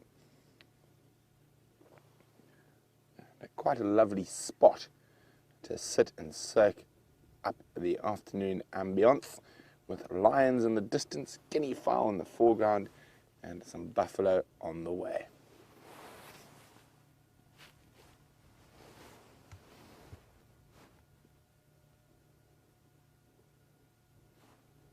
I heard a buffalo. Brrr.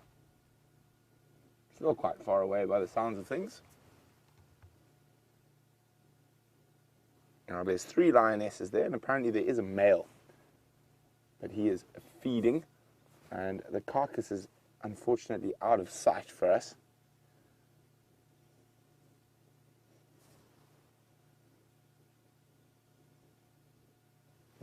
lions are opportunists, so even though they have got a kill and they might be quite full, if the opportunity comes to grab another buffalo, they most certainly will.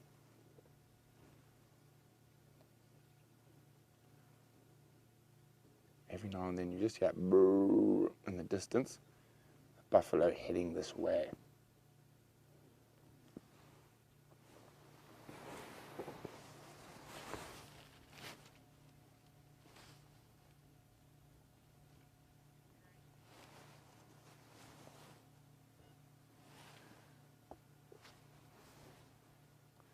There we go, you can see the sun is setting, and there's a golden orb settling.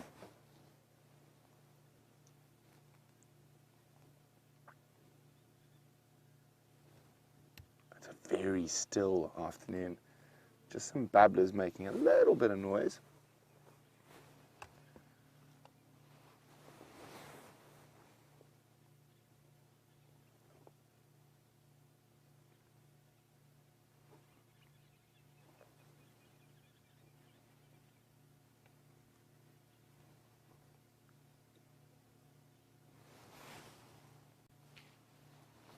Quite nice to just sit quietly and enjoy.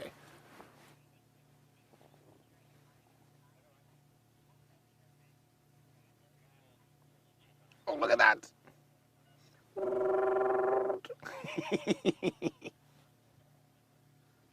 That's a seriously high-speed guinea fowl race going on. You almost feel like you need a commentator for this race, except it's a little bit pandemonium. No one knows who's chasing it. Oh, there we go. And you can see how fast they are, incredibly quick on their feet. Oh, there we go. Oh, and back.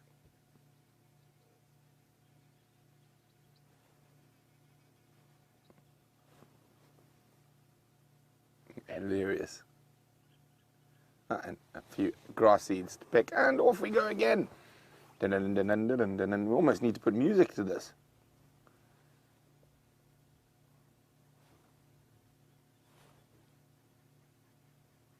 Okay, it seems like we've calmed down a bit. So, before we enjoy a moment's note, are we on the race again?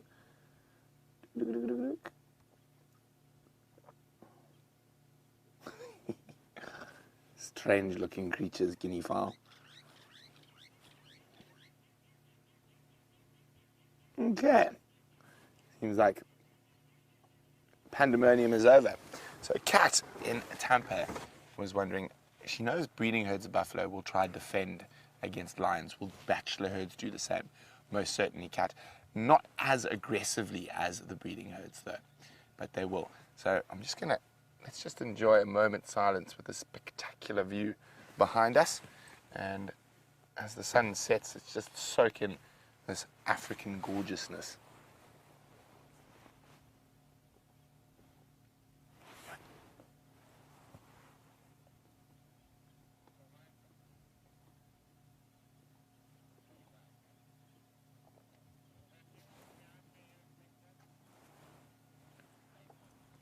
Well spotted. There we go. There's a hooded vulture and white-backed vulture. And of course there is a buffalo carcass there.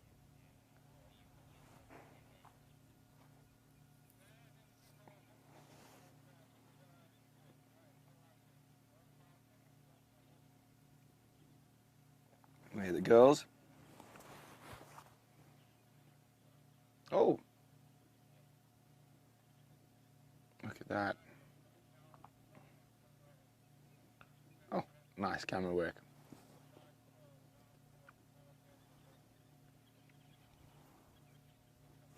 Oh, oh. So, quite often, vultures will always try and choose a dead tree to land in, like the first ones we had a look at. Now, because of their large wingspan, it can be quite difficult to take off and land in a thorny tree like that one, and that's what we just saw. So those vultures have got the prime spot in terms of their perch for the evening.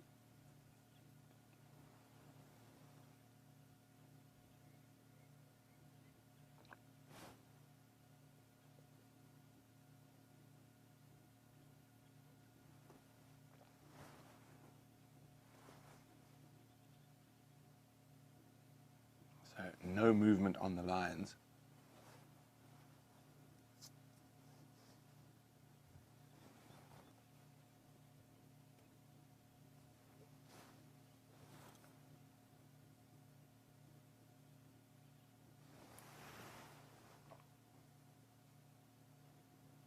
It's just a gorgeous, gorgeous evening.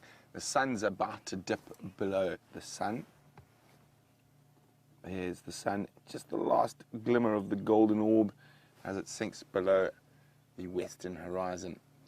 Snoop is wondering, do a guinea fowl fly? They can, Snoop. They'll generally try outrun anything before flying as a last resort.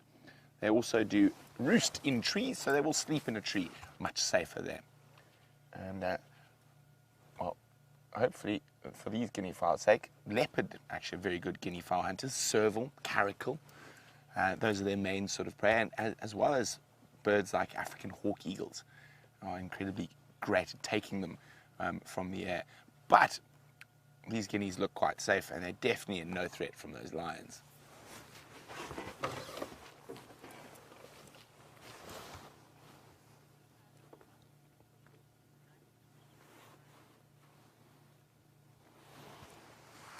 Hi, Lauren. Lauren Pretorius would like to know how fast a guinea fowl can run. I'm not 100% sure. I guess probably around 40 kilometers an hour or so. And I will try double check and find out for you. Oh, there we go. Blacksmith lapwing cruising in.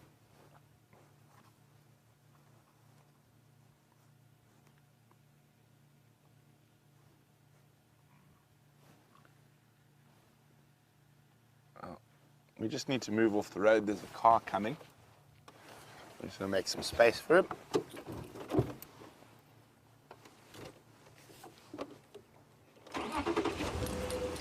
Hi, Rachel. Rachel would like to know, when do the migratory birds start to return? Well, Rachel, probably November at the earliest. So they'll be gone till then. Now, the moment we've been waiting for is happening.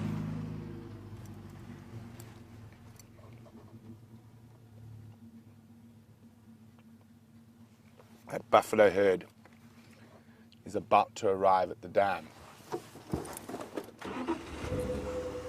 Just move back a little bit.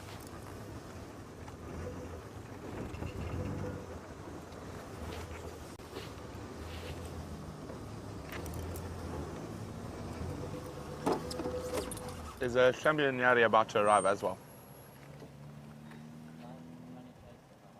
They've caught one. Oh, really? Awesome. So maybe a third attempt now. Skunkies. Okay, cool. Enjoy, guys.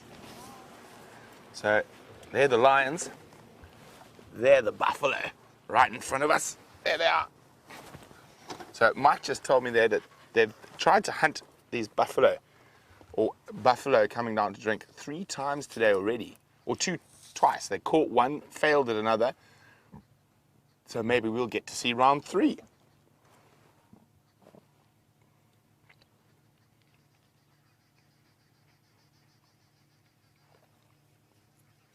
I know Jean-Andre would be ecstatic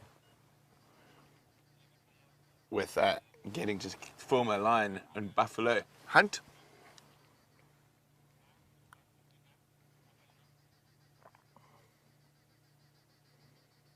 So Rachel, just in case you didn't hear, I said the first migratory birds should only be back around November. So guys, just got to be on the game drive radio quickly. Andrew, they're busy crossing Buffelshoek cut line at the moment, heading down that sort of small skova with the trees towards the dam.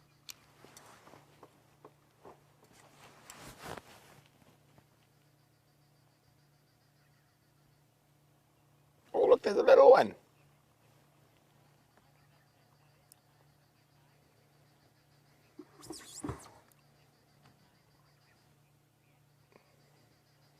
So look at that, isn't that just the sweetest?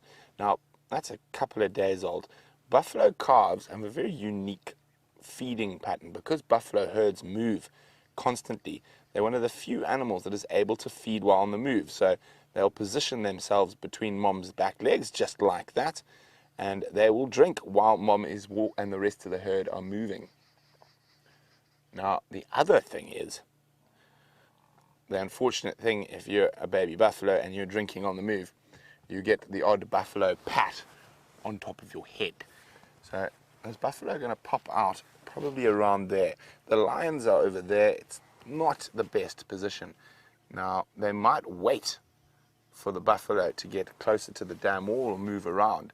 So it's going to be very, very interesting to see what happens. And I don't think anything's going to happen just yet. There we go, out come the buffalo. Still no reaction from the lions.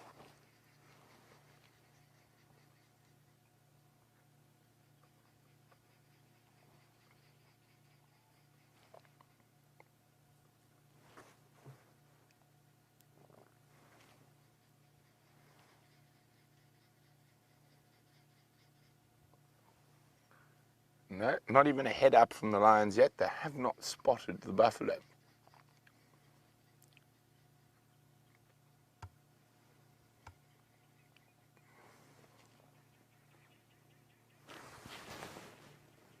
Oh, one lioness has moved slightly, popped herself under the guarri bush.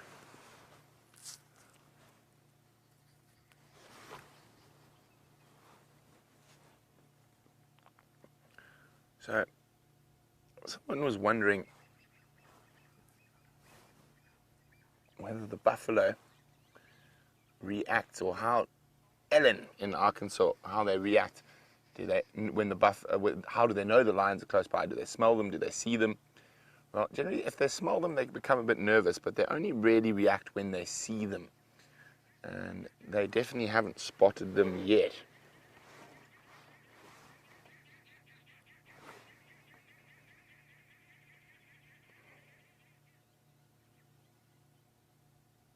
Now, if I were the lions, I'd hope the buffalo sort of,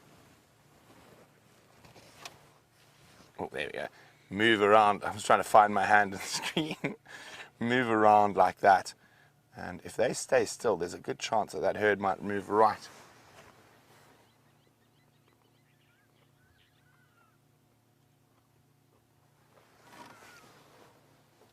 Sorry, Andrew, go again.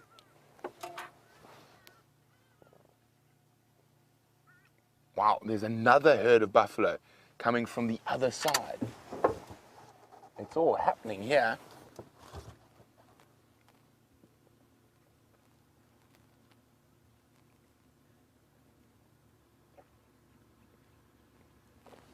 So there's another herd of buffalo coming from behind the dam wall.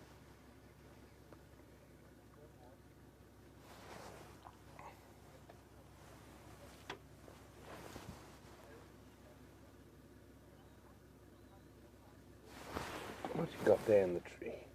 Hardy-dar ibis, well spotted, John Jack. I can still hear buffalo coming from quite a way away, so this could be quite a large herd. And John, if we come out and to the left, and we go a bit more left, a little bit more left, and a little bit more left, zoom there. That dust is from another buffalo herd coming in. A little bit to the left.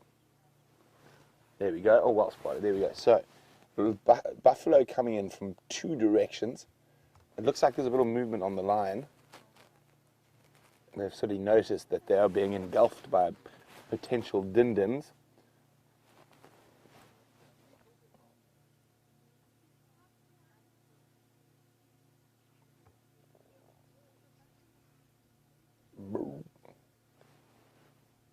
Now, one of the ways we find buffalo, not so much here in the Sabi Sands, but definitely in northern Botswana, is by that cloud of dust they create, those big herds.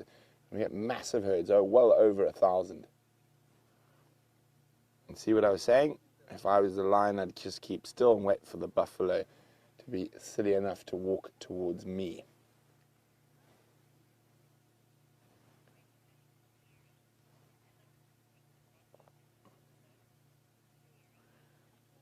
So Terry's wondering, will the adults protect the wobbly little one? They will try, but there will be a point when they'll give up. It just depends. Each scenario is different.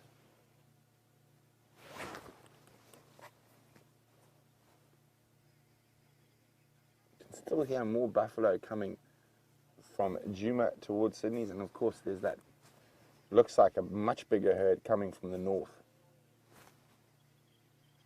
And that's just judging on the amount of dust they're creating.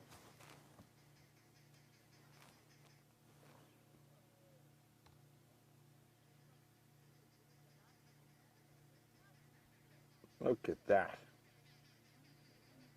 That's spectacular.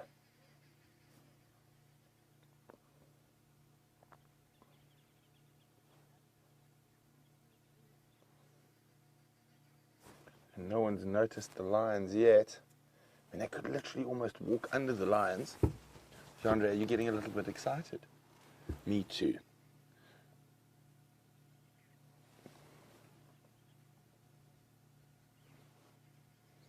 Now, if I was a lion, I'd just sit at Sydney's. Good spot to be if you're a kitty cat. Now look at that female. Oh, they're not showing. Look at her head. Look how she's just suddenly dipped her head. Now things have changed. I'm watching a lot more carefully. Oh, look at them spilling over the dam. John, just off to the left. Look at that. This is a proper herd of buffalo coming in. And they're literally like water over the dam wall, just spilling in.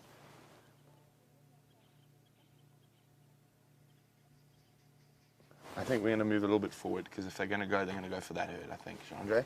So I just want to get us on the right side of the bush. So if they do run this side, we not miss any action.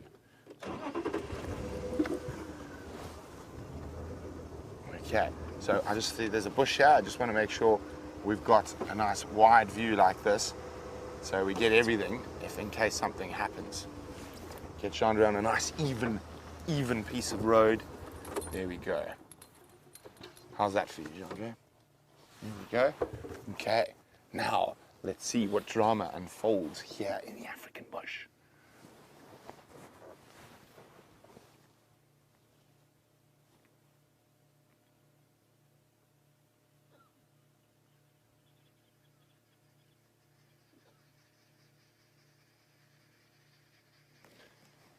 Look at that. This is a massive herd coming from the Manyeleti.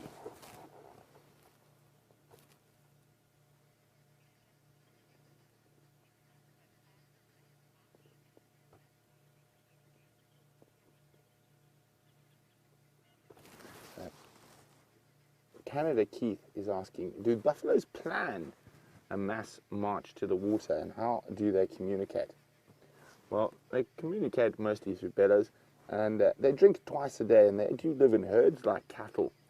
So I don't think there's too much communication. It's early morning thirst and late evening thirst. They've been out all day grazing, and if they can, buffalo like to drink twice a day. They are very, very dependent on water.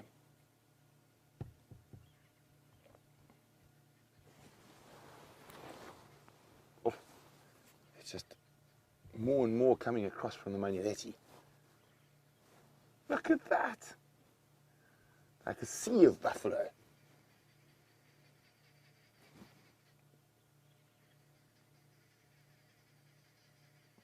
And the more and more they clog up that little corner, the further and further towards the lions they're going to push.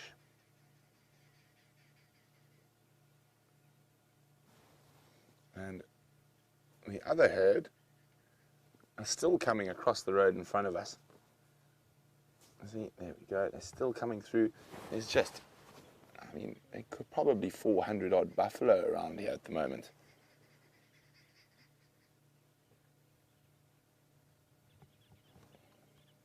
And there's a chance because the lions are full, they're not going to do much. But we're definitely in the prime spot right now to see if anything does happen.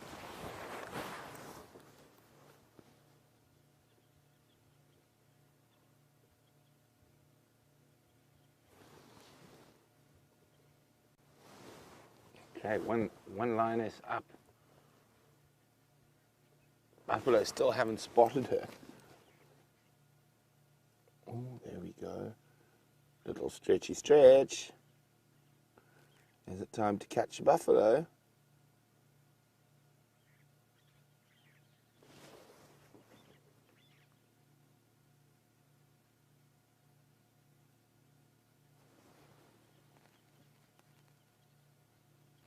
There we go. Well, the buffalo still haven't spotted the lions.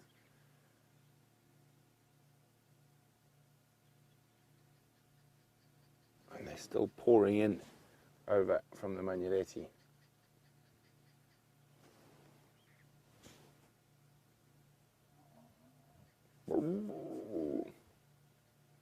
There's a bit of bull chasing another bull.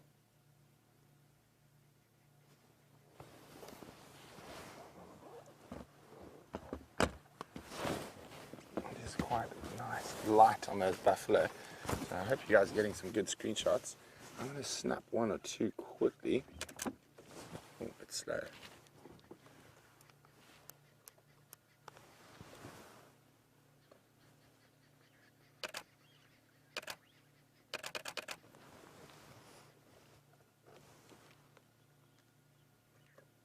So if you're snapping screenshots, don't forget to share them with us.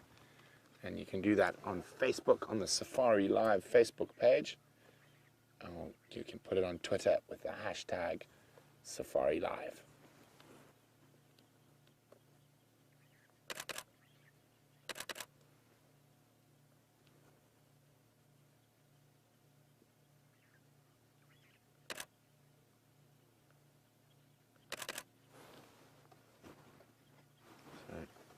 No movement from the lions yet.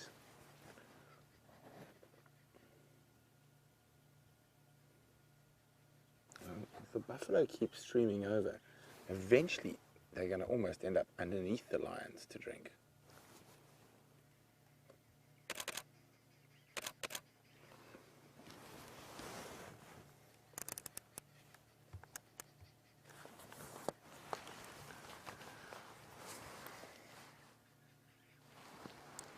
Have they been spotted? No, I thought one bull might have spotted them for a second.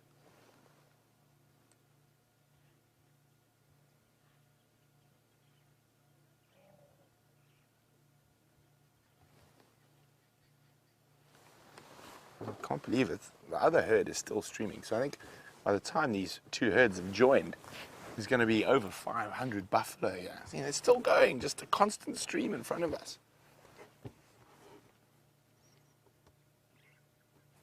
It's definitely the biggest group of buffalo I've seen since I've been at Safari Live. And I mean, we can't even see a whole bunch of them that are still coming across.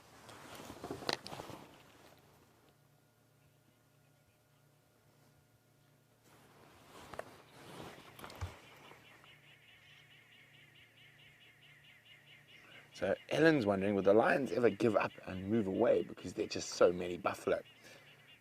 The buffalo might chase them away. That can happen, Ellen. But lions, when they hunt buffalo, it tends to go both ways. They chase and then they also get chased.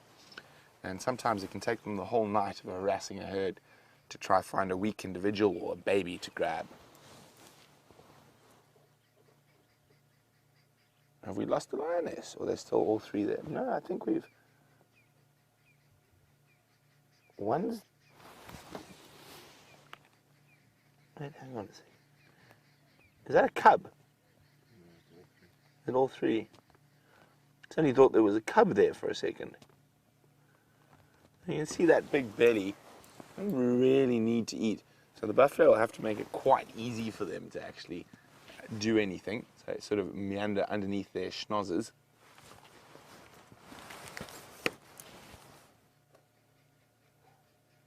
There we go. One's off on the stalk. There we go. Suddenly, stuff is happening.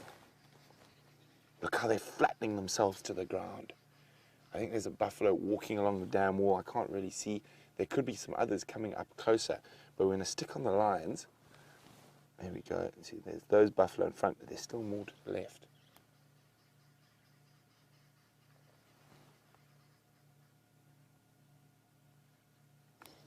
Oh, if they do chase them, this could be absolute chaos.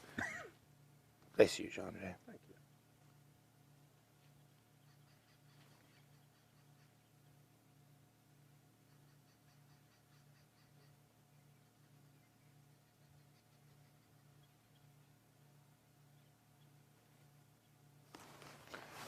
See, all of a sudden, body language changed. I wonder what they saw.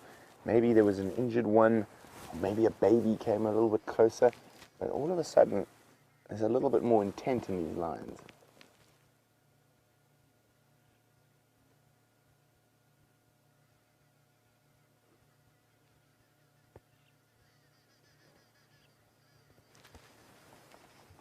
Oh, front one moving a little bit again.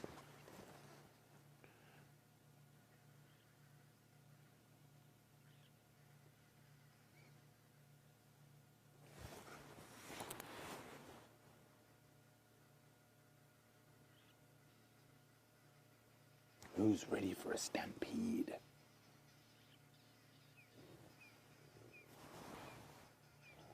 There's a buffalo bull fight going on, or chase at least.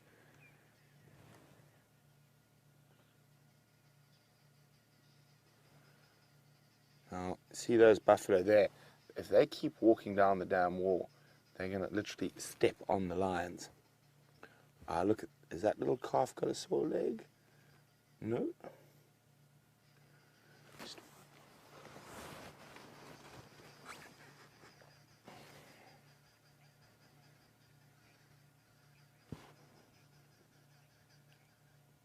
Got a bit more movement on the lions.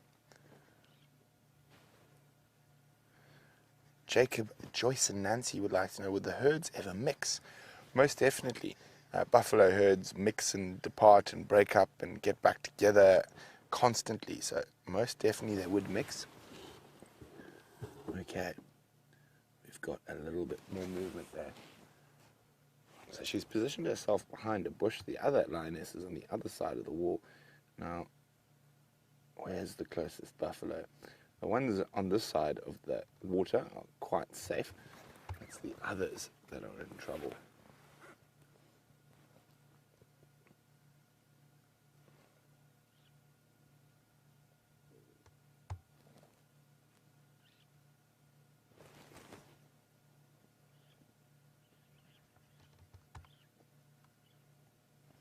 Amazing, the buffalo have not spotted them yet.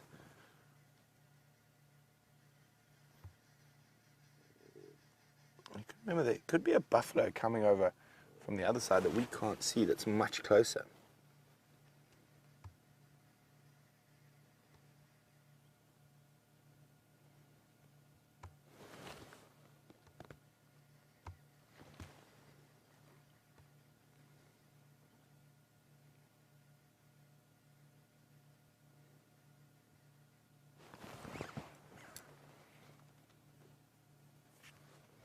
So we've lost visual of one lioness. She might have ducked behind the wall, and depending on where she chases them from, they could run straight into the other two females.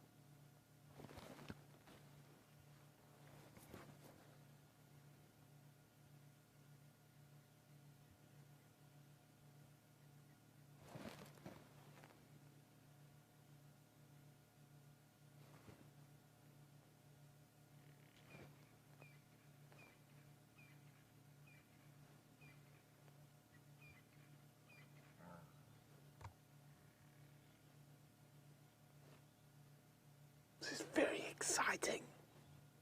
Come on, Nkuma ladies. If they are, then Nkuma ladies. Come on, lions. Go team feline.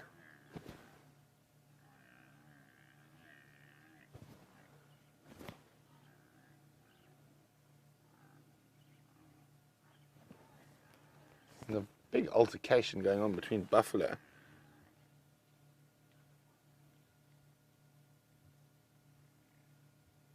Someone was getting bullied, was complaining profusely about it.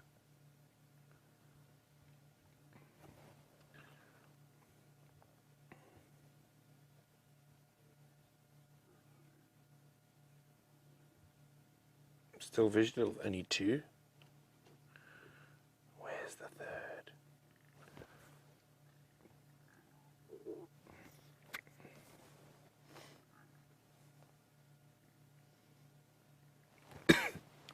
Well, the second female's going behind that bush.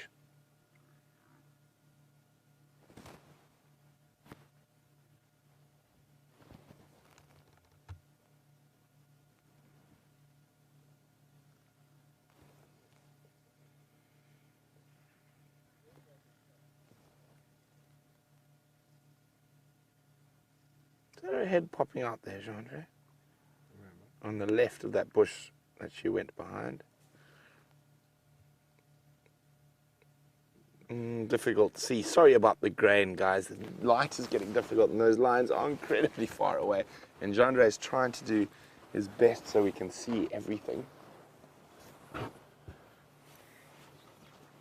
So it's actually probably about 5 or 6 shades darker than what you're seeing on your screens at the moment, because Jean-Andre is doing some magic with his camera work to bring us that little bit more light.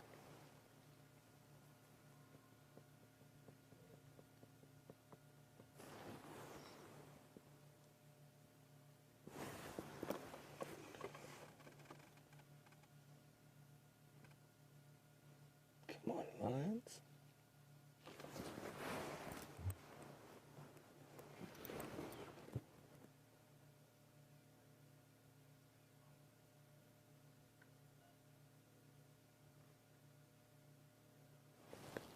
Absolutely massive herd of buffalo now.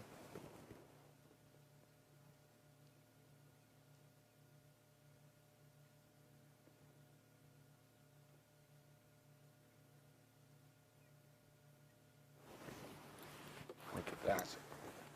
The dust that they've created.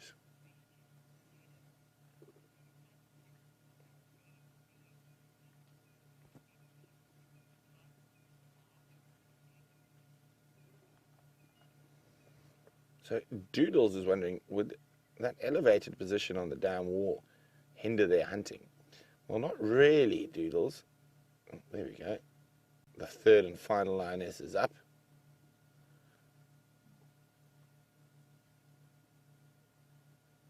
Now, basically what they would do in that initial charge, unless they've targeted a specific buffalo, they're just going to charge to create pandemonium, basically what they're doing.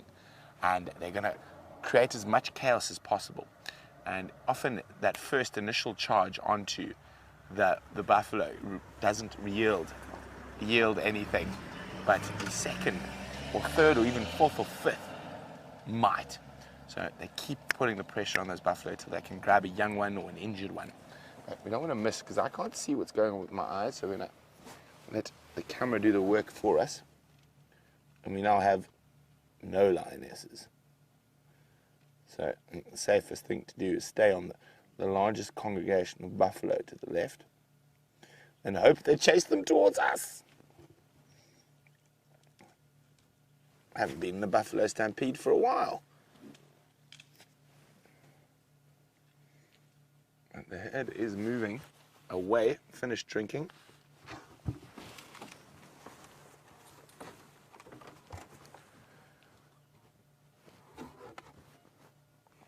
So Charlie's wondering, how long can a lion sustain a full speed charge before it tires? Well, Charlie can probably do it for no more than about 60 or 70 meters. They're sort of ambush predators. They're built for high explosive speed over a short distance, and then they will slow down. Otherwise, they get really bad lactic acid buildup. I really want to see what's going on. Come on, lions. Chase it. You don't even have to catch it. Just please chase the buffalo for us. I just wanted to see that massive herd in panic.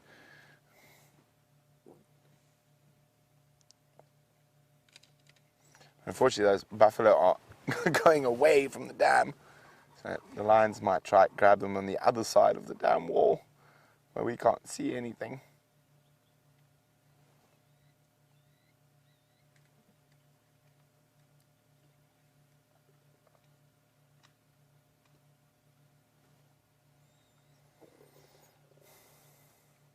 Beautiful light filtering through the dust created by the buffalo.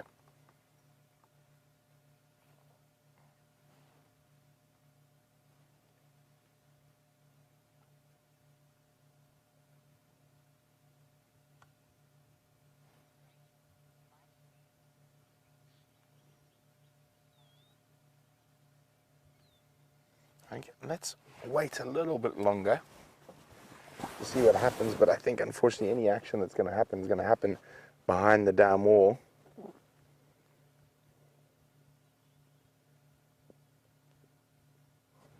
But come on, prove me wrong, lions.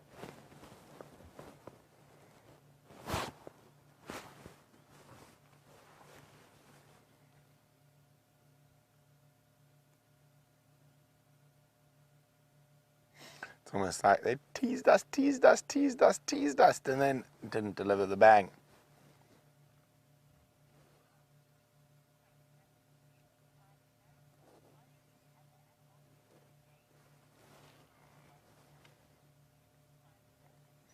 So, Deb, how are you doing, Deb Pfeiffer? Deb would like to know, are there any other animals apart from lions that will kill again, even if they've got to kill? All the predators out here, they're opportunists, and they don't mind eating rotting meat. So they'll finish the one kill and then start on the next. So most predators, anything from a leopard, a cheetah, hyena, wild dog, will always kill if they get the opportunity to.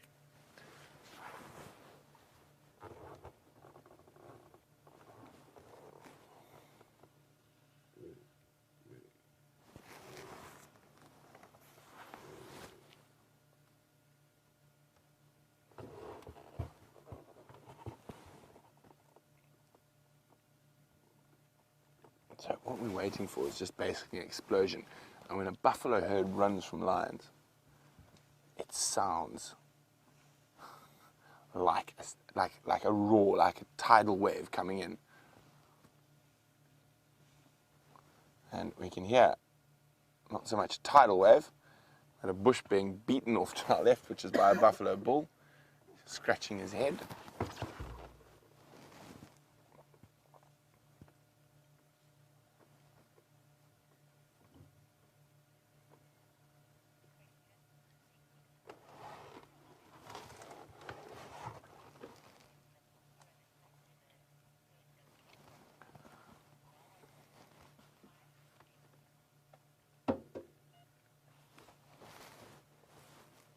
So Betsy said she's seen a lion hunt where the herd... Oh, hyena!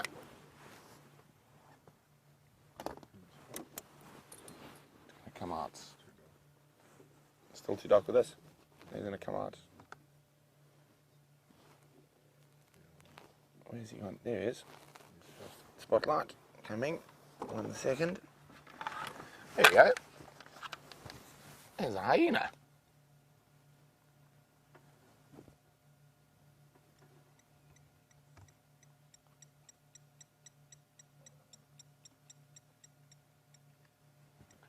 There's a spotted hyena. He's obviously might be able to smell the kill.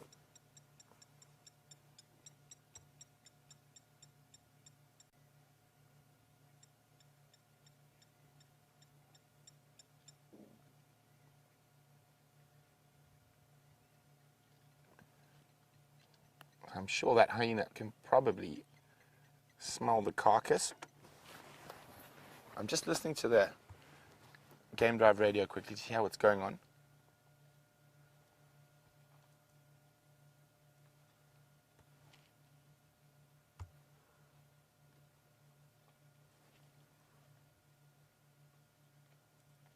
Oh dear.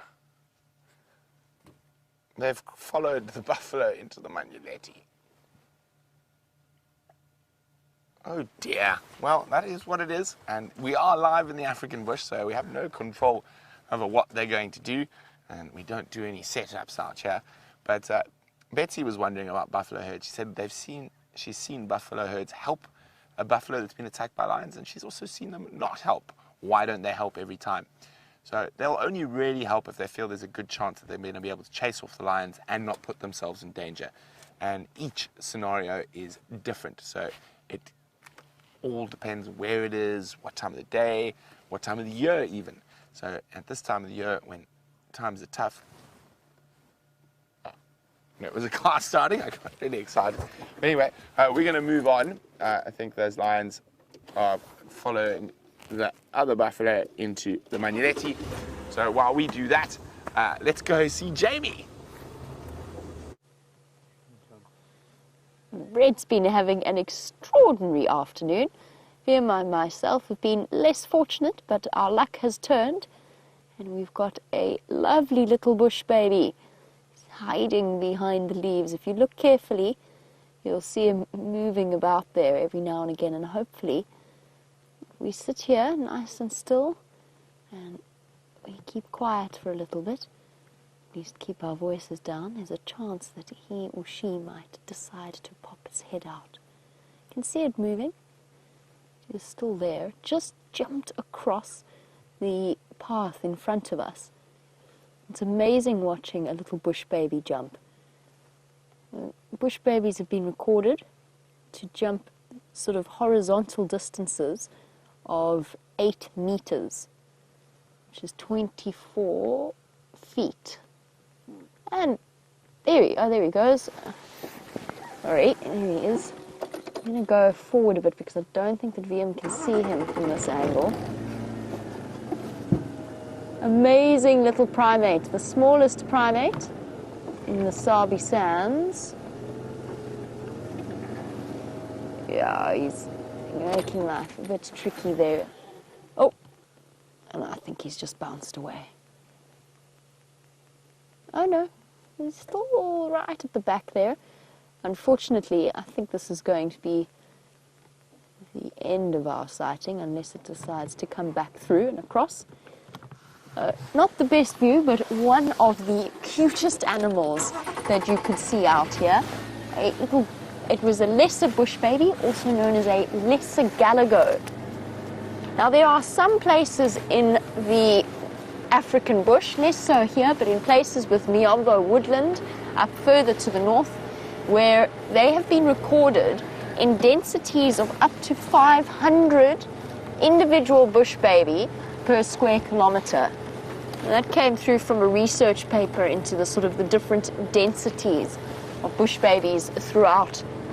Now the lesser bush baby, or the lesser galago, the one that we were looking at there, is the most widely spread of all of the different bush babies and lorises. Now they all fall under this particular heading or particular family group, the lorises and the bush babies. The lesser bush baby is the most widely spread of those animals. Now here's an interesting thing about bush babies. Evolutionary theorists believe that the bush baby is one of the most primitive types of monkeys, so they probably are the closest to the primate ancestor, what the original primate ancestor would have looked like. Now, they feed on insects and tree gum, but this is where the sort of the interesting aspect of their evolutionary history comes in. Their hands, they've got hands and they've got thumbs, just like all primates, but they cannot move their fingers independently. What that means is that they've got a very basic grasp. They can open and close their hands, but they can't actually independently move their fingers.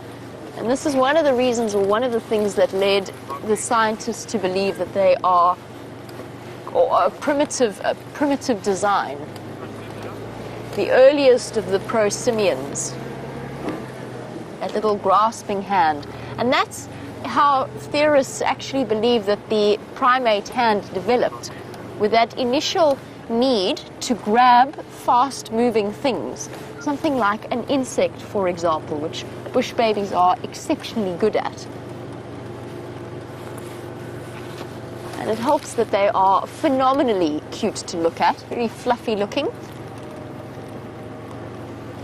And if you ever visit South Africa and you stay in some of the lodges, there's always a chance that you'll encounter a habituated bush baby that has learned to hop about whilst guests are having dinner, and occasionally, because of all of the sugars, try and steal their alcoholic drinks, particularly whiskey.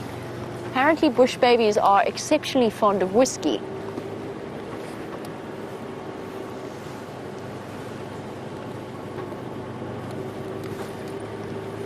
Trying to see if I can't find another one for you. I know that the other day Brent tried to show all of you the family of bush babies that was cuddled up at Mike and Candace's house just next door to our camp. And that's basically how they will sleep. So they're very social creatures during the day, and they'll cuddle up together and spend the day sleeping together, protect safety in numbers basically. Very often with a male and then several females. They don't have to be related, but they often are in sort of little family groups. And the male, kind of like a male lion or a group of male lions, the male bush baby has several little groups of females that he will move between and spend time with. They're not hugely territorial, but they do have their little home ranges, and they do scent mark quite famously by what's known as urine wetting. So they basically urinate on their hands and then place it on their feet as well, so that it carries their scent. So if you do find yourself experiencing a bush baby up close, a tame bush baby, just remember where its hands and feet have been. It'll probably, if it jumps on you, it will mark you with its distinctive scent. Let's put it that way.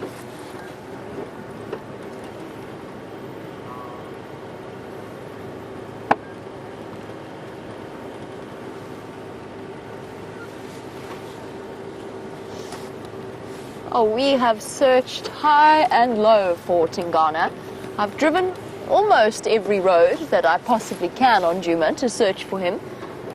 And I just have this funny feeling he's going to pop out at the pan or call right next to camp the minute we finish our sunset safari. I just have that funny feeling that that's his plan for his evening. I think that he's found himself a nice, comfortable spot to sleep, spend the day under a bush in the shade, sleeping off a fullish belly. I don't know whether the kill that he had on Torchwood was a large kill and was stolen, or if it was just a small snack like a Deka or a Steenbok or maybe a baby warthog that he finished in one sitting. But either way, I suspect that he is sleeping off a relatively full belly.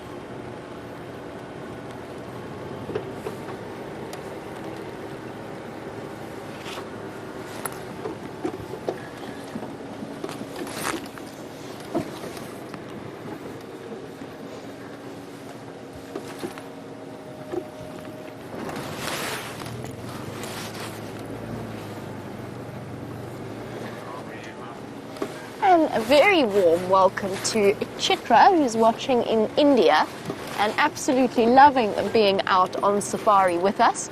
Now, Chitra, you're wondering if we have an in-house herpetologist. That was interesting. How do you suppose that happened, Liam? Did you see what happened? I can't quite work out how that hit me in the nose. It kind of flicked from the aerial and bopped me right in the center of my nose. Not having very good luck recently with sticks and other vegetation. Sorry, Chitra, we'll get back to you in a moment. That was quite a surprise. Nothing like an unexpected stick suddenly joining you in the vehicle.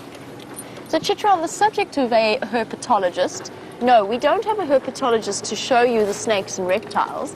That being said, all of us share a fascination with these incredible creatures. You're joining us sort of at the wrong time to see snakes and other reptiles, just because a lot of them are going not into hibernation, but into a type of slowed metabolism state that is known as estivation as a result of the dryness. But you could well still see snakes, and we do. We've had, in the last few months since I started working here, we have 2 incredible black mamba sightings. We've had a few cobra sightings, some very memorable worm slungs on bushwalk, and then of course the other reptiles such as the various types of lizards, legavans or rock monitor lizards, anything like that. So we do all have a fascination when it comes to snakes and other reptiles. I'm particularly fond of tortoises. I'm a Chelonian fan. I find tortoises fascinating. So if you do keep watching, and I'm sure that I have no doubt that you will, you are guaranteed a good reptile sighting at some point that we'll be able to hopefully tell you a little bit about.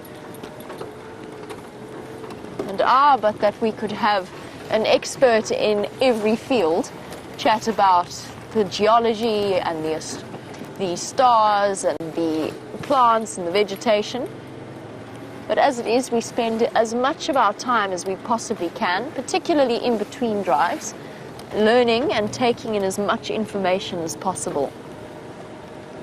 We'll keep you up to date on reptile sightings, and I'm sure that some of the regular viewers out there have many reptile sightings that they have enjoyed, and probably some that stand out. I feel as though my black mamba sighting was quite incredible. The first one we had, I came around the corner and a black mamba reared up at the car and then body slammed into the ground, which is one of their ways of intimidating before biting. They've got a terrible reputation as being a very aggressive snake, which isn't entirely fair. They certainly they are, of course, the most dangerous snake to be bitten by. Their venom acts very, very quickly.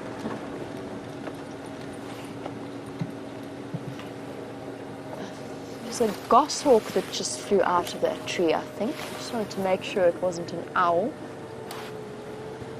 As you know, we don't spotlight the daytime animals, and that includes the daytime birds, the diurnal birds.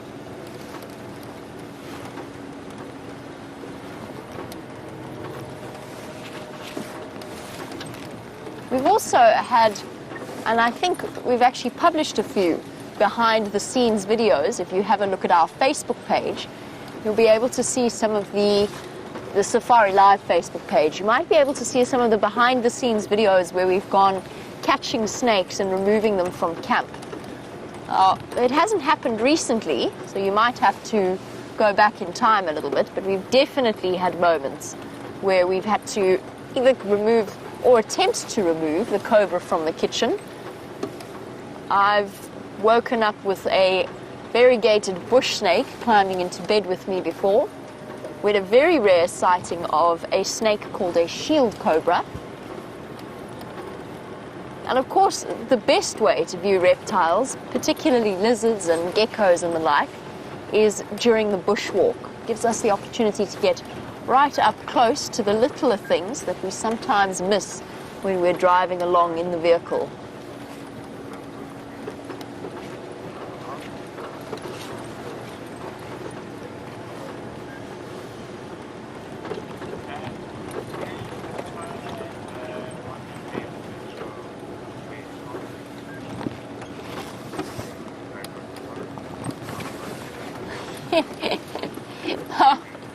My day's been relatively, let's call it peaceful, let's keep it at that. But apparently the lovely ladies at Final Control have prepared, since this did happen so quickly, they have prepared a slow motion clip of my biggest surprise of the day. So here you go, have a look at this.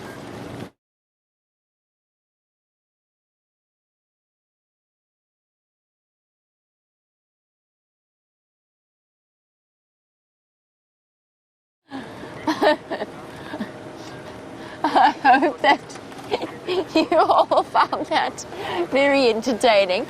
The FC girls definitely doing me a favor there. All right. Well, that, I think, on that note, draws us to the again tomorrow morning to find you a leopard. So thank you, Vian, all of your fantastic camera work, as always, as well as to Rebecca and Lou in final control. Thank you for your slow motion clip. And most importantly, thank you to all of you across the world. I'm going to send you back across to Brent for the last few moments of the sunset safari, and I will see you tomorrow morning. Bye-bye, everyone. Okay, we're rushing. We're going to try and get a close-up view of a lion before the end of drive. It's about to come towards the Djuma dam cam, so if we don't get there in time, keep an eye on the dam cam because there's a lioness coming. One of the Nkuhumas who's been mating, probably trying to find the rest of the pride. Apparently she's calling, and I'm nearly there.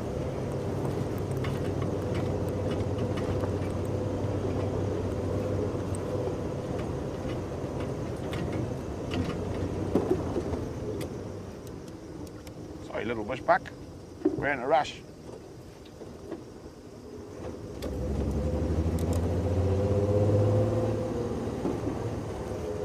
Oh, I hope we get there. Otherwise, I'm pretty sure she's going to arrive at the Djuma dam cam for a drink.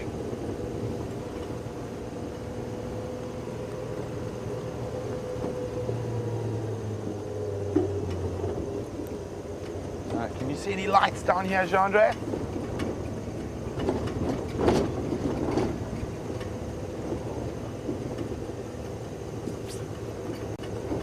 I don't know if we're going to make it.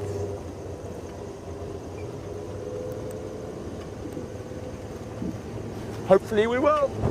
We got 3 minutes. 3 minutes, we can do it. Ah. 3 minutes. Somewhere here. Hopefully I don't lose Jean-Andre.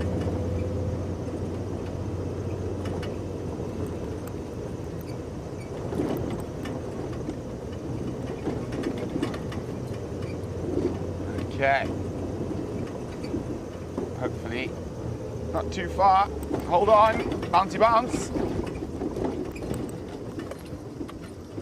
Sorry, I'm not looking back. I'm just trying to concentrate on not bouncing the cameraman off the vehicle while we rush to try and get a view of the Nkuma lioness before the last few seconds of drive. But don't forget, we do it all again tomorrow on the sunrise safari. Very exciting. There'll also be a fireside chat tomorrow, and the 1st of June. The times are going to be changing. Yes, I think we're going to make it.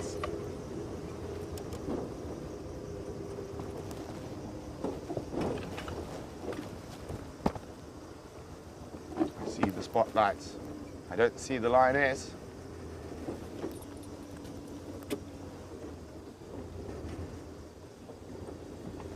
Okay. You see her yet, Jean-Andre? There she is.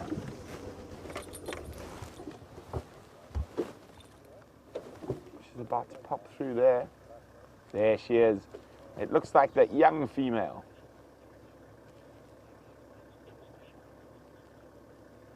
So she's definitely looking for the rest of the pride. And she's heading off into the thickets and the drainage system. Ah, well, we made it with a minute to spare. Put my reverse light on to get out of the way.